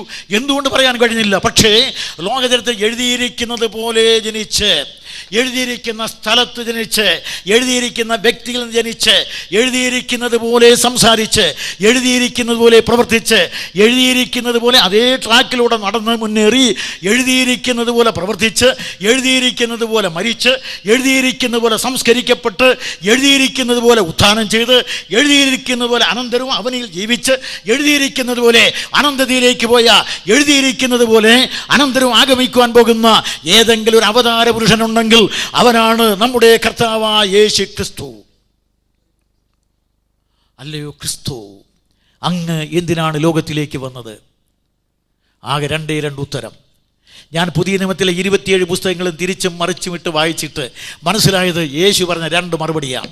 ബാക്കി എന്തെങ്കിലും ഉണ്ടെങ്കിൽ ഈ 2ൻ്റെ അനുബന്ധം മാത്രമാണ്. അവിടെ യേശു ക്രിസ്തു പറഞ്ഞതാണ്, ഞാൻ വന്നത് പാപികളെ രക്ഷിപ്പാൻ, പിന്നെ ഒന്ന് ദൈവത്തെ വെളിപ്പെടുത്തുവാൻ. കർത്താവ് പറഞ്ഞു, ദൈവത്തെ ആരും ഒരു നാളും കണ്ടിട്ടില്ല, തൻ്റെ മടിയിലിരിക്കുന്ന ഏകജാതനായ പുത്രൻ അവനെ വെളിപ്പെടുത്തിയിരിക്കുന്നു. യോഹന്നാൻ 1:18. ഇത് കർത്താവ് പ്രഖ്യാപിക്കുകയുണ്ടായി, ഞാൻ വന്നത് ദൈവത്തെ വെളിപ്പെടുത്തുവാൻ. യോഹന്നാൻ എഴുതിയ സുവിശേഷം 6-ാം അധ്യായത്തിൽ നമ്മുടെ കർത്താവായ യേശുക്രിസ്തു ആവർത്തിക്കുകയുണ്ടായി. 5-ാം അധ്യായത്തിൽ 40 വായിച്ചു നോക്കുക. അവൻ്റെ ദൈവത്തെ ആരും കണ്ടിട്ടില്ല, അവൻ്റെ രൂപം കണ്ടിട്ടില്ല എന്ന് അവിടുന്ന് പറഞ്ഞു. അത് തന്നെ യോഹന്നാൻ 6-ലേക്ക് വരുമ്പോൾ അവനെ കണ്ടിട്ടില്ല എന്ന് വായിക്കുന്നു. ഇങ്ങനെ ദൈവത്തെ ആരും ഒരു നാളും കണ്ടില്ല, ആരും ഒരിക്കലും എവിടെ വെച്ചും കണ്ടിട്ടില്ല. എന്തുകൊണ്ട്? ദൈവം ആത്മാവാകയാൽ, ദൈവം വെളിച്ചമാകയാൽ, ദൈവം സത്യമാകയാൽ, ദൈവം നീതിയാകയാൽ, ദൈവം സ്നേഹമാകയാൽ, ദൈവം ജീവനാകയാൽ, ദൈവം ശേഷരനല്ലാത്ത, അതായത് ശൈലിയല്ലാത്തത് കൊണ്ട് കാണാൻ കഴിയയില്ല. അതുകൊണ്ട് ആത്മസ്വരൂപനായി ദൈവത്തെ കാണാൻ ആർക്കും കഴിയയില്ല. അതുകൊണ്ടാണ് ദൈവത്തെ കാണുന്നത്. ദൈവത്തെ കാണണമെങ്കിൽ അവൻ ജഡത്തിലേക്ക് വരണം. അഥവാ മനുഷ്യൻ്റെ കണ്ണുകൾക്ക് 3 ഡൈമെൻഷന് വിധേയമായ വസ്തുക്കളെ മാത്രമേ കാണാൻ കഴിയൂ. ഈശ്വരൻ 3 ഡൈമെൻഷന് വിധേയനല്ല, അതീതനാണ്. മനുഷ്യനാണെങ്കിൽ 3 ഡൈമെൻഷന് വിധേയനാണ്. അവന് 3 ഡൈമെൻഷന് നീളം, വീതി, ആകൃതി, അതിനകത്ത് ഉൾപ്പെട്ട വസ്തുക്കളെ കാണാം. അതുകൊണ്ട് ഈശ്വരൻ ആത്മസ്വരൂപനാകയാൽ അവനെ കാണണമെങ്കിൽ ഈശ്വരൻ 3 ഡൈമെൻഷന് അതീതനായവൻ 3 ഡൈമെൻഷന് വിധേയനാകണം. അപ്പോൾ ബൈബിൾ പറഞ്ഞു, വചനം ജഡമായി കൃപയും സത്യവും നിറഞ്ഞവനായി നമ്മുടെ ഇടയിൽ പാർത്തു. കർത്താവായ യേശുവിനോട് ഒരുത്തൻ ചോദിച്ചു, ഗുരു, ഞങ്ങൾക്ക് ഒരേ ഒരു അഭിലാഷം, അതിനുവേണ്ടിയാണ് വള്ളം വിട്ട്, വല വിട്ട്, അപ്പനെ വിട്ട്, അമ്മയെ വിട്ട്, മതം വിട്ട് നിന്നെ അനുഗമിക്കുന്നത്. ഞങ്ങൾക്ക് ഒരേ ഒരു ആഗ്രഹമുണ്ട്, പിതാവിനെ അർത്ഥാൽ ദൈവത്തെ ഒന്ന് കാണിച്ചു തന്ന അത് മതി എന്ന് അവൻ പറയുമ്പോൾ ഇവൻ അവിടെ ഉണ്ടായിരുന്നെങ്കിൽ പൊന്നാട കൊടുക്കാൻ കാശില്ലാത്തത് കൊണ്ട് ഒരു പൂമാല വാങ്ങി അവന് കൊടുത്തിട്ട് പറയും, അങ്ങനെ വേണം ഞാൻ ഫിലിപ്പേ, നിന്റെ മാത്രം അഭിലാഷമല്ല, പുരുഷാന്തരങ്ങളുടെ, ജനകോടികളുടെ, നൂറ്റാണ്ടുകളുടെ അഭിലാഷമാണ്. അതിനുവേണ്ടിയാണ് യാഗം, അതിനുവേണ്ടിയാണ് യോഗം, അതിനുവേണ്ടിയാണ് ധ്യാനം, അതിനുവേണ്ടിയാണ് അന്വേഷണം, അതിനാണ് ഇതെല്ലാം ചെയ്യുന്നത്. ഈശ്വരനെ ഒന്ന് കണ്ടുമുട്ടിയാൽ മതി. യേശു ക്രിസ്തു എന്നെ കണ്ടവൻ പിതാവിനെ കണ്ടിരിക്കുന്നു, ഞാനും പിതാവ് ഒന്നാകുന്നു. ആരൊക്കെ ആത്മാർത്ഥമായി ഈശ്വരനെ അന്വേഷിച്ചുവോ അവരെല്ലാം ഒടുവിലായി യേശു ക്രിസ്തുവിൻ്റെ പവിത്ര പാതാര ബിന്ദത്തിൽ വന്ന് ഈശ്വരനെ കണ്ട ചാരിതാർത്ഥ്യം നേടുന്നുണ്ട്. സമയപരിമിതി ഉണ്ടെങ്കിലും അല്പം വെട്ടിച്ചുരുക്കി പറഞ്ഞു നിർത്തുകയാണ്. യേശു ക്രിസ്തുവിൻ്റെ മാർഗം വളർന്നുകൊണ്ടേയിരുന്നു. ക്രിസ്തു മാർഗത്തിൻ്റെ വളർച്ച, യഹൂദ മതത്തിൻ്റെ തളർച്ച. അതുകൊണ്ട് യഹൂദനായ പൗലോസിന്, ശൗലൻ എന്ന മനുഷ്യന് ആയക്കൂട്ടൊരു വിളർച്ച. അതുകൊണ്ട് അവൻ ക്രിസ്ത്യാനികളെ പീഡിപ്പിച്ച് യെരുശലേമിലെ മഹാപുരോഹിതരുടെ അധികാരപത്രം വാങ്ങിച്ച് അരിയിത്തിരികി അശ്വാരൂഢനായി അനുയായികളോടൊപ്പം ദമസ്കോസിൻ്റെ പടിവാതിക്കലെത്തി. അവിടെ വെച്ച് നേരിയ ഒരു ശബ്ദം, ശൗലേ, നീ എന്നെ ഉപദ്രവിക്കുന്നുണ്ട്. അവനും അങ്ങനെ വിടുന്നവനല്ല. നീ ആര് കർത്താവേ? എൻ്റെ ഭാഷ്യമാണ്, നീ ആര് കർത്താവേ എന്ന് ചോദിച്ചാൽ ഈ തർശീശിലെ ശൗലിനെ നേരിടുന്ന നീ ആര്? സ്വർഗത്തിനും ഭൂമിക്കും ഏകദൈവമായ യഹോവയ്ക്ക് വേണ്ടി തീവ്രവാദം ചെയ്യുന്ന, യഹോവയുടെ മതത്തിനു വേണ്ടി മാത്രം ജീവിക്കുന്ന, അതിനുവേണ്ടി കൊല്ലാനും മരിക്കാനും വിധിക്കപ്പെട്ടിരിക്കുന്ന ഈ തർശീശിലെ ശൗലിനെ ഇസ്രായേലിൽ നിന്നുള്ള ഇസ്രായേലിയനായ, എബ്രായ എന്നുള്ള എബ്രായനായ, 8-ാം നാളിൽ പരിച്ഛേദനയേറ്റ, മാർഗം സംബന്ധിച്ച പരീക്ഷനായ, സ്വർഗത്തിലെ ദൈവത്തിന് ഭൂമിയിലെ ഒരേ ഒരു ദൈവാലയത്തിൻ്റെ മഹാപുരോഹിതൻ്റെ അധികാരപത്രം കരത്തിലിരിക്കുന്ന ഈ തർശീശിലെ ശൗലിനെ നേരിടുന്ന നീ ആര്? ഉത്തരം, നീ ഉപദ്രവിക്കുന്ന യേശു ഞാനാകുന്നു. ആ വാക്കിന് മുമ്പിൽ, ആ 2 അക്ഷരത്തിന്, നീ ഉപദ്രവിക്കുന്ന യേശു, ആ 2 അക്ഷരത്തിന് മുമ്പിൽ, ആ അനുഗ്രഹീതമായ മന്ത്രാക്ഷരത്തിന് മുമ്പിൽ, അനുഗ്രഹീതമായ ആ ശക്തി മന്ത്രത്തിൻ്റെ മുമ്പിൽ അവൻ നിലത്ത് വീഴുകയുണ്ടാൻ. ചോദിച്ചു, എന്തു ചെയ്യണം? ഞാൻ എന്ത് ചെയ്യണം? ഉടനെ പറയുന്നവനല്ല, പോകൂ പട്ടണത്തിൽ അവിടെ വെച്ച് പറയാമെന്ന് പറഞ്ഞു. പോയി പറഞ്ഞു. കുറേ കഴിഞ്ഞു എഴുതി. ശൗൽ എഴുതി വെച്ചിരിക്കുന്നതാണ് തീത്തോസ് 2:12, മഹാദൈവവും നമ്മുടെ രക്ഷിതാവും. അവിടെ അദ്ദേഹം റോമാലേഖനം 9:5, സകലത്തിനും മീതെ യേശുക്രിസ്തു ദൈവമായി ദൈവമായി വാഴ്ത്തപ്പെട്ടവൻ, അവിടെ സകലത്തിനും മീതെ ദൈവമായി വാഴ്ത്തപ്പെട്ടവൻ. കൊലോസ്യർ 2:9 അവിടെ എഴുതിയിരിക്കുന്നത്, അവനിലല്ലോ ദൈവത്തിൻ്റെ സർവ്വസമ്പൂർണതയും ദേഹരൂപമായി വസിക്കുന്ന ദൈവത്തിൻ്റെ സർവ്വസമ്പൂർണത. ഇവനിലാണ് ദേഹരൂപമായി വസിക്കുന്നത്. ആളത്വമില്ലാത്ത എന്ന് പറഞ്ഞാൽ ശരീരമില്ലാത്ത ദൈവത്തിൻ്റെ അനുഗ്രഹീതമായിരിക്കുന്ന പരിപൂർണത മുഴുവൻ ആളത്വം ധരിച്ചു വന്നത് ഇവനാണ്. നാളെ ഞാനത് വിശദീകരിക്കും. ആളത്വം ധരിച്ചു വന്നത് ഇവനാണ്. ഇവനിലല്ലോ ദൈവത്തിൻ്റെ സർവ്വസമ്പൂർണത ആളത്വമായിരിക്കുന്നത്. ആ കർത്താവായ യേശു ക്രിസ്തു ഒരു യഹൂദൻ യാതൊരു കാരണവശാലും ഒരു മനുഷ്യനെ ദൈവമെന്ന് വിളിക്കയില്ല. എന്തുകൊണ്ടെന്നാൽ അവൻ ഏകസത്യ ദൈവത്തെ അല്ലാതെ ആരെയും അംഗീകരിക്കുകയില്ല. ഇപ്പോൾ ഈ മഹാനായ ഈ പൗലോസ് അഥവാ ശൗൽ, അതുപോലെ യോഹന്നാൻ, ഇവരെല്ലാം യേശു ക്രിസ്തുവിനെ മഹാദൈവമെന്നാണ് വിളിക്കുന്നത്. യോഹന്നാൻ 1 യോഹന്നാൻ 5:20 അവനെ പറഞ്ഞിരിക്കുക, അവൻ സത്യദൈവവും നിത്യജീവന് സത്യദൈവമാണ്. മിഥ്യാ ദൈവങ്ങളുടെ നാട്ടിൽ യേശു ക്രിസ്തുവിനെ സത്യദൈവം എന്ന് വിളിക്കുകയുണ്ടായി. ചോട്ടാ ദൈവങ്ങളുടെ നടുവിൽ യേശു ക്രിസ്തു മഹാദൈവമെന്നാണ് ശൗൽ പറയുന്നത്. അങ്ങനെയാണെങ്കിൽ ഒരു കാര്യം, ഒരു യഹൂദൻ എന്തുകൊണ്ട് യേശു ക്രിസ്തു എന്ന മനുഷ്യനെ ദൈവമെന്ന് വിളിക്കുന്നു? ഒരു ഉദാഹരണം പറയാം, സമയം പരിമിതമാണെങ്കിലും. അവിടെ പറഞ്ഞിരിക്കുന്ന ഉദാഹരണം ദാനിയേലിൻ്റെ പുസ്തകത്തിൽ നിന്നാണ്. ശദ്രക്, മേശക്, ആബേദ്നേഗോ 3 ആളുകൾ, യഹൂദ ബാലന്മാർ, അവരെ നെബൂഖദ്നേസർ പിടിക്കുകയുണ്ടായി. അദ്ദേഹം അന്ന് അവരെ കൊണ്ടുപോയി അവരെ കൊട്ടാരത്തിൽ തന്നെ പാർപ്പിച്ച് തീറ്റിപ്പോറ്റി വളരെ സ്നേഹിച്ചിരുന്നു. ഒരു ദിവസം അദ്ദേഹത്തിന് തോന്നൽ, ഒരു തങ്ക വിഗ്രഹം ഉണ്ടാക്കണം. 60 മുഴം ഉയരം, 90 അടി ഉയരമുള്ള ഒരു തങ്ക വിഗ്രഹം, പങ്കം തെല്ലുമില്ലാത്ത തനി തങ്കം കൊണ്ടുണ്ടാക്കിയ തങ്ക വിഗ്രഹം അദ്ദേഹം പൊക്കി നിർത്തി. അതിൻ്റെ അടുത്ത് വലിയൊരു അഗ്നികുണ്ഡമുണ്ടാക്കി. അദ്ദേഹം വാദ്യഘോഷങ്ങൾ മുഴങ്ങുമ്പോൾ എല്ലാവരും ഈ വിഗ്രഹത്തെ എന്നോടൊപ്പം നമസ്കരിക്കണം. വാദ്യഘോഷങ്ങൾ മുഴങ്ങി, രാജാവ് നമസ്കരിച്ചു, കൂടെയുള്ളവർ നമസ്കരിച്ചു, എല്ലാവരും നമസ്കരിച്ചുകൊണ്ടേയിരുന്നു. ഈ കുബുദ്ധികൾ എവിടെയുണ്ടല്ലോ, പലയിടത്ത് യോഗം നടക്കുമ്പോൾ എവിടെയെങ്കിലും ഒരു കുഴപ്പമുണ്ടാക്കാനായിട്ട് നടക്കുന്ന കുബുദ്ധികൾ, അങ്ങനെയുള്ള കുബുദ്ധികൾ ഇവിടെയുണ്ട്. അവർ ചെന്ന് പറഞ്ഞു കൊടുത്തു, രാജാവേ, അങ്ങയുടെ കൽപ്പനയെ ലംഘിച്ചിരിക്കുന്ന 3 പിള്ളേർ ഇവിടെയുണ്ട്. അവർ അങ്ങ് തീറ്റിപ്പോറ്റുന്ന ഈ ശദ്രക്, മേശക് എന്ന യഹൂദ ബാലന്മാരാണ്. കഠിനമായ കോപം കൊണ്ട് നെബൂഖദ്നേസർ കൽപ്പിച്ചു, കൊണ്ടുവരട്ടെ. ആ യഹൂദ ബാലന്മാരെ കൊണ്ടുവന്ന് നിർത്തി. നിങ്ങൾ എൻ്റെ കൽപ്പന ലംഘിച്ചുവോ? ഞാൻ നിങ്ങളെ സ്നേഹിക്കുന്നു, അതുകൊണ്ട് ഒരിക്കൽ കൂടെ ഒരു അവസരം തരുന്നതാണ്. ഇത് ബാബിലോണിലെ ചക്രവർത്തിയുടെ കൽപ്പന. ഒരവസരം കൂടെ. ഈ ചൂളയാണെങ്കിൽ 7 മടങ്ങ് ശക്തി വർദ്ധിപ്പിക്കട്ടെ. കൽപ്പന ലംഘിച്ചാൽ ഈ ചൂളയിലേക്ക് നിങ്ങളെ വലിച്ചെറിയും. ചൂള 7 മടങ്ങ് ആ ശക്തി വർദ്ധിപ്പിച്ചു. രാജാവിൻ്റെ കൽപ്പന. യഹൂദ ബാലന്മാർ പറഞ്ഞിരിക്കുകയാണ്, രാജാവേ, ഞങ്ങൾ സേവിക്കുന്ന ദൈവം ഞങ്ങളെ രാജാവിൻ്റെ കോപത്തിൽ നിന്നും ഈ തീച്ചുളയിൽ നിന്നും വിടുവിക്കും. രാജാവേ, ഇനി അഥവാ വിടുവിക്കാതെ പോയാൽ അടിവരയിടേണ്ടത് ഇവിടെയാണ്, ആദ്യത്തിനല്ല. ദൈവം ഞങ്ങളെ വിടുവിക്കുന്നിടത്തല്ല അടിവരയിടേണ്ടത്, അടുത്ത വാക്യത്തിനാണ് അടിവരയേണ്ടത്. ഞങ്ങളെ വിടുവിക്കാതെ പോയാലും രാജാവിൻ്റെ വിഗ്രഹത്തെ ഞങ്ങൾ നമസ്കരിക്കയില്ല. ഇതാണ് യഹൂദൻ. അതുകൊണ്ട് ഇങ്ങനെയുള്ള യഹൂദ പരമ്പരയിൽപ്പെട്ട ഇവനെ ഇപ്പോൾ യേശു ക്രിസ്തുവിനെ പൗലോസ് വിളിക്കുന്നത് മഹാദൈവം. ഇനി ഞാൻ വിശദീകരിച്ച സമയം പോകും. അടുത്തു വരികയാണ്. ആരൊക്കെ ആത്മാർത്ഥമായി ദൈവത്തെ അന്വേഷിച്ചു അവരെല്ലാം ഒടുവിൽ യേശു ക്രിസ്തുവിൻ്റെ അടുക്കലാണ് വന്നിട്ടുള്ളത്. അതിനൊരു ചെറിയ പട്ടിക തന്നെ പറയാം. എന്ന് പറയാം, ഇന്ത്യയിലേക്ക് വന്നാൽ അവിടെ അക്കരെയാണ് ഈ പൗലോസ്. ഇക്കരെ വന്ന് നമ്മുടെ ഇന്ത്യയിലേക്ക് വന്നാൽ അവിടുത്തെ കാര്യം, ഇവിടുത്തെ കാര്യമല്ല, അവിടുത്തെ കാര്യം പറഞ്ഞാൽ അവിടെ എത്ര പേരാണ്? പണ്ഡിത രമാഭായി, ഭക്ത സിംഗ്, സുന്ദർ സിംഗ്, കദർ സിംഗ്, അങ്ങനെ ഒരു നീണ്ട പരന്മാരെ അന്വേഷിച്ചു. ദൈവത്തെ കണ്ടുകിട്ടി. യേശു ക്രിസ്തുവിനെ കണ്ടെത്തി, ഈശ്വരനെ കണ്ട ചാരിതാർത്ഥ്യം പ്രാപിച്ച് നിൽക്കുന്ന ഒരു നീണ്ട നിര. അത് കഴിഞ്ഞ് ഇപ്പുറത്തേക്ക് വരിക. നമ്മുടെ നാട്ടിലെ ഏറ്റവും വലിയ ആളുകളാണ് നമ്പൂതിരിമാർ. എന്ന് പറയാം, കേരളമാകുന്ന വഞ്ചിതിരിക്കുന്ന നമ്പൂതിരിക്കുന്ന നമ്പൂതിരിമാർ. ഈ നമ്പൂതിരിമാരിൽ എത്ര നാരായണൻ നമ്പൂതിരിപ്പാട്, പുരുഷോത്തമൻ നമ്പൂതിരിപ്പാട്, ബാലകൃഷ്ണൻ നമ്പൂതിരിപ്പാട്, ഇങ്ങനെ ഒരുപാട് നമ്പൂതിരിമാർ ഇങ്ങനെ പാട് കടന്ന് ഇപ്പോൾ യേശുവിനെ പ്രസംഗിക്കുകയാണ്. എന്തുകൊണ്ടെന്നാൽ ഈശ്വരനെ തേടി യേശുവിനെ കണ്ട് ഈശ്വരനെ കണ്ട് ചാരിതാർത്ഥ്യം പ്രാപിച്ച ഈ നമ്പൂതിരിമാർ. അത് കഴിഞ്ഞാൽ പിന്നെ എത്ര നായന്മാർ. Paul G Nair, Shailas C Nair എന്നല്ല ഇവിടെ വന്നേച്ചു പോയി. ശൈലസ് സി നായർ, ശൈലസ് പി നായർ, ഇങ്ങനെ പോൾ ജി നായർ, പിന്നെ ഇത്തിരി നായന്മാരുണ്ട്. അവരുമെല്ലാം അന്വേഷിച്ചു, ദൈവത്തെ കണ്ടുകിട്ടി യേശു ക്രിസ്തുവിനെ, യേശുവിനെ തേടി യേശുവിനെ കണ്ട് ഈശ്വരനെ കണ്ട ചാരിതാർത്ഥ്യം കൈവരിച്ചവരാണ് ഈ നായർ. പിന്നെ പിള്ളമാർ, എത്ര എണ്ണം വേണം? മഹാദേവൻ പിള്ള, രാജൻ പിള്ള, ശിവൻ പിള്ള, ഇങ്ങനെയുള്ള ഒരുപാട് പിള്ളമാർ. ഇതെല്ലാം കഴിഞ്ഞാൽ എന്നെ പോലെ വാല് വെട്ടിയവർ, വാലില്ലാത്തത് കൊണ്ട് കൃഷ്ണൻകുട്ടി എന്നൊക്കെ പേരുള്ള, ഇതുപോലെ എത്ര ആളുകൾ പരശതം. അവരും അന്വേഷിച്ചു, ദൈവത്തെ കണ്ടുമുട്ടി യേശു ക്രിസ്തുവിനെ. അതുകൊണ്ട് ഈ കർത്താവായ യേശു ക്രിസ്തുവിൽ ദൈവത്തെ കാണാൻ സാധിക്കുന്നു. അതുകൊണ്ട് ഈശ്വര സാന്നിധ്യം മാത്രമല്ല, ഈശ്വര ദർശനമാണ് ക്രിസ്തു നൽകുന്നത്. ൊക്കെ ആത്മാർത്ഥമായി ദൈവത്തെ അന്വേഷിക്കുന്നുവോ അവർ ഒടുവിൽ ക്രിസ്തുവിൻ്റെ പവിത്രമായ പാതാരബിന്ദത്തിൽ വന്ന് പരമദൈവത്തെ കണ്ട പരമമായ സന്തോഷവും പരമായിരിക്കുന്ന ചാരിതാർത്ഥ്യവും നേടുമെന്നുള്ളത് നിസ്സംശയം എന്ന് പറഞ്ഞ് ഞാൻ അടുത്ത ഭാഗത്തേക്ക് വരികയാണ്. അതിന് ഒരു പോയിന്റ് ഞാൻ പറയും. യേശു ക്രിസ്തു എന്തിനാണ് ലോകത്തിൽ വന്നത്? ഒന്ന്, ദൈവത്തെ വെളിപ്പെടുത്തുവാൻ. രണ്ട്, അല്ലയോ ക്രിസ്തു അങ്ങെന്തിനാണ് ലോകത്തിലേക്ക് വന്നത്? ഒരു മതം സ്ഥാപിക്കുവാനല്ല, ക്രൈസ്തവ ലോകത്തിന് മതമുണ്ടാക്കി കൊടുക്കാനല്ല വന്നത്. മതത്തിന് ഇവിടെ അന്ന് പഞ്ഞമില്ലായിരുന്നു.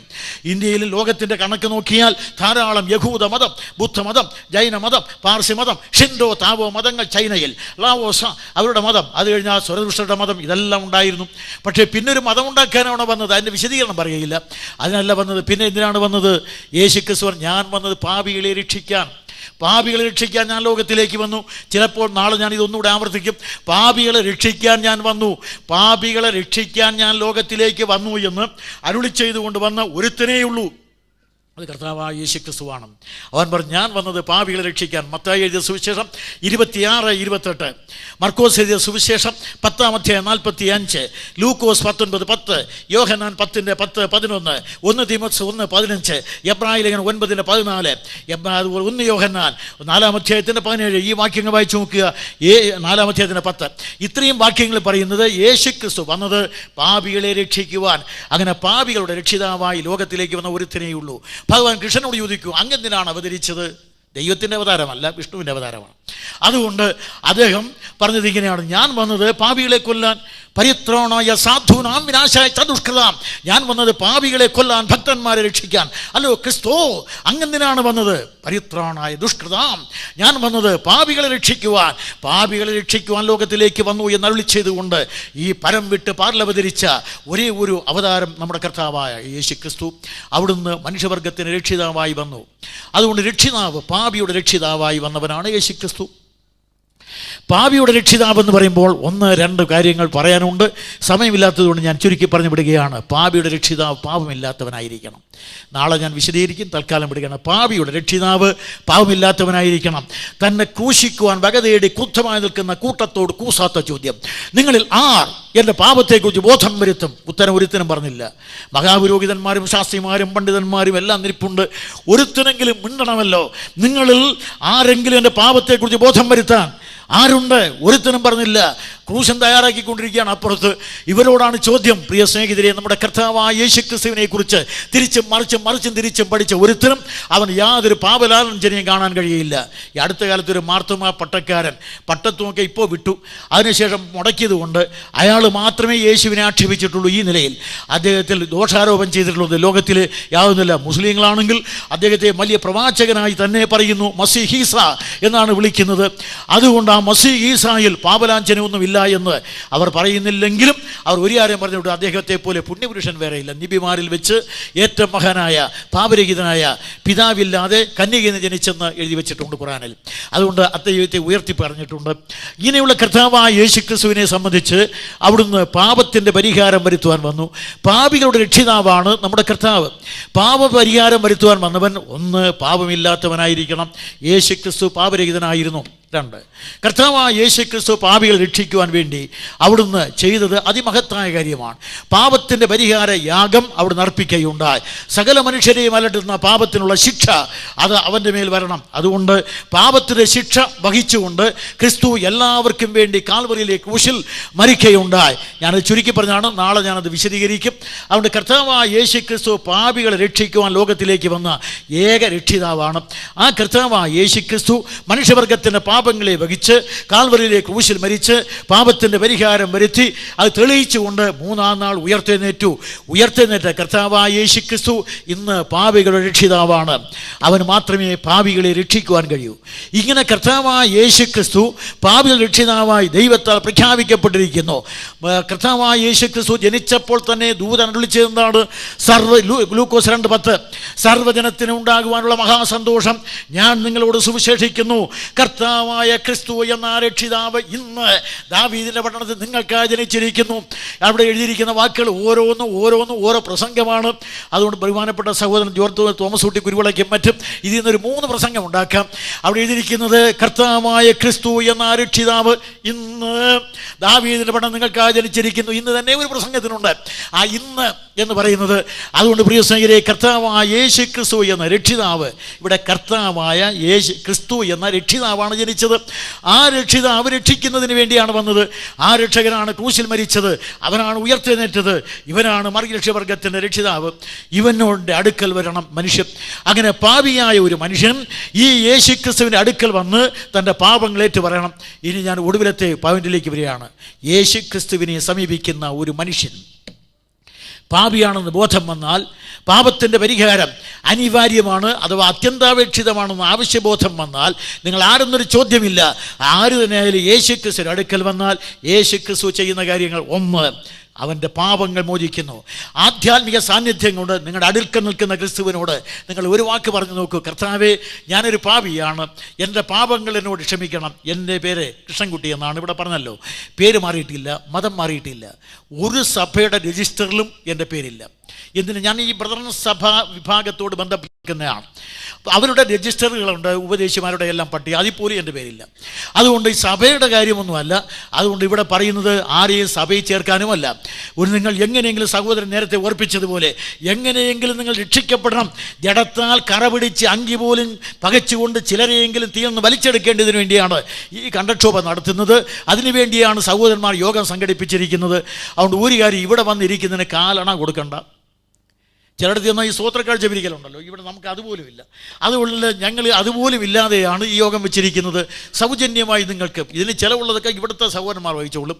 അതുകൊണ്ട് ഞങ്ങളിത് പ്രസംഗിക്കുന്നത് എങ്ങനെയെങ്കിലും നിങ്ങൾ രക്ഷിക്കപ്പെടണം. അതുകൊണ്ട് പ്രിയ സഹോദരന്മാരെ, അതുകൊണ്ട് സഭ നിങ്ങളെ രക്ഷിക്കുകയില്ല, രക്ഷിക്കുന്ന കർത്താവ്. അവൻ നിങ്ങളുടെ ആധ്യാത്മിക സാന്നിധ്യം കൊണ്ട് നിങ്ങളുടെ സമീപം നിൽക്കുകയാണ്. ആ കർത്താവിനോട് നിങ്ങൾ പറയണം: കർത്താവേ, ഞാനൊരു പാപിയാണ്, എൻ്റെ പാപങ്ങൾ എന്നോട് ക്ഷമിക്കണമേ എന്ന് പറയുമ്പോൾ ഒന്നാമത് കർത്താവ് നിനക്ക് പാപമോചനം തരുന്നു. ഒന്ന്, പാപമോചനം. യേശു ക്രിസ്തു പാപം മോചിച്ചു എന്ന് പറഞ്ഞാൽ മോചിച്ചതാണ്. അത് പാതിരി മോചിക്കുന്നത് പോലെ ഇന്ന് ചെയ്യുക, നാളെയും ചെയ്യുക, പിന്നെയും മോചിക്കുക, പിന്നെയും ചെയ്യുക, പിന്നെയും മോചിക്കുക, അതല്ല. യേശു ക്രിസ്തു ഒരുത്തന്നെ പാപം മോചിച്ചാൽ മോചിച്ചത് തന്നെയാണ്. അതിന് പിന്നെ വേറെ വ്യത്യാസമൊന്നുമില്ല. ഇവിടെ കഴിഞ്ഞ ദിവസം ഒരു സഹോദരനെ കണ്ടു. അദ്ദേഹത്തിൻ്റെ പേര് രാജൻ എന്നാണ്, കാപ്പിൽ സ്വദേശിയാണ്, ഇന്നിവിടെ വന്നിട്ടുണ്ട്. ആ സഹോദരനോട് ചോദിക്കൂ, അദ്ദേഹം പറഞ്ഞു മുഴുക്കുടിയനായിരുന്നു. പലരുമൊക്കെ പറഞ്ഞു നോക്കി, ഒരു രക്ഷയുമില്ല. കഴിഞ്ഞ ദിവസം കുടിയുടെ കാര്യം പറഞ്ഞപ്പോഴാണ് സിനിമ ആക്ടേഴ്സിൻ്റെ കാര്യമൊക്കെ ഞാൻ ചോദിച്ചു. അവരുടെ കൂടെയൊക്കെ കുടിച്ചിട്ടുണ്ടോ? കൽപ്പകവാടിയിൽ വെച്ച്, ആലപ്പുഴയ്ക്ക് അടുത്ത് കൽപ്പകവാടി. ഇപ്പോൾ അവിടെ പണ്ട് വർഗീസ് വൈദ്യൻ, കമ്മ്യൂണിസ്റ്റ് നേതാവ്, അദ്ദേഹത്തിൻ്റെ ബാർ ഹോട്ടലിൻ്റെ പേരാണ് കൽപ്പകവാടി. ഇപ്പോൾ അദ്ദേഹത്തിൻ്റെ ഇളയ മകനും കർത്താവായ യേശു ക്രിസ്തുവിനെ സ്വീകരിച്ച് പാപമോചനം കണ്ടെത്തിയിട്ടുണ്ട്.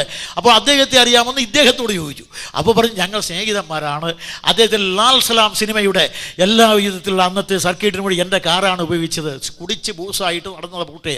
ഇപ്പോൾ പറയും 80 ദിവസമായി, ഇന്നലെ ചോദിച്ചപ്പോൾ പറഞ്ഞു 80 ദിവസമായി കുടിക്കുന്നേ ഇല്ല എന്ന്.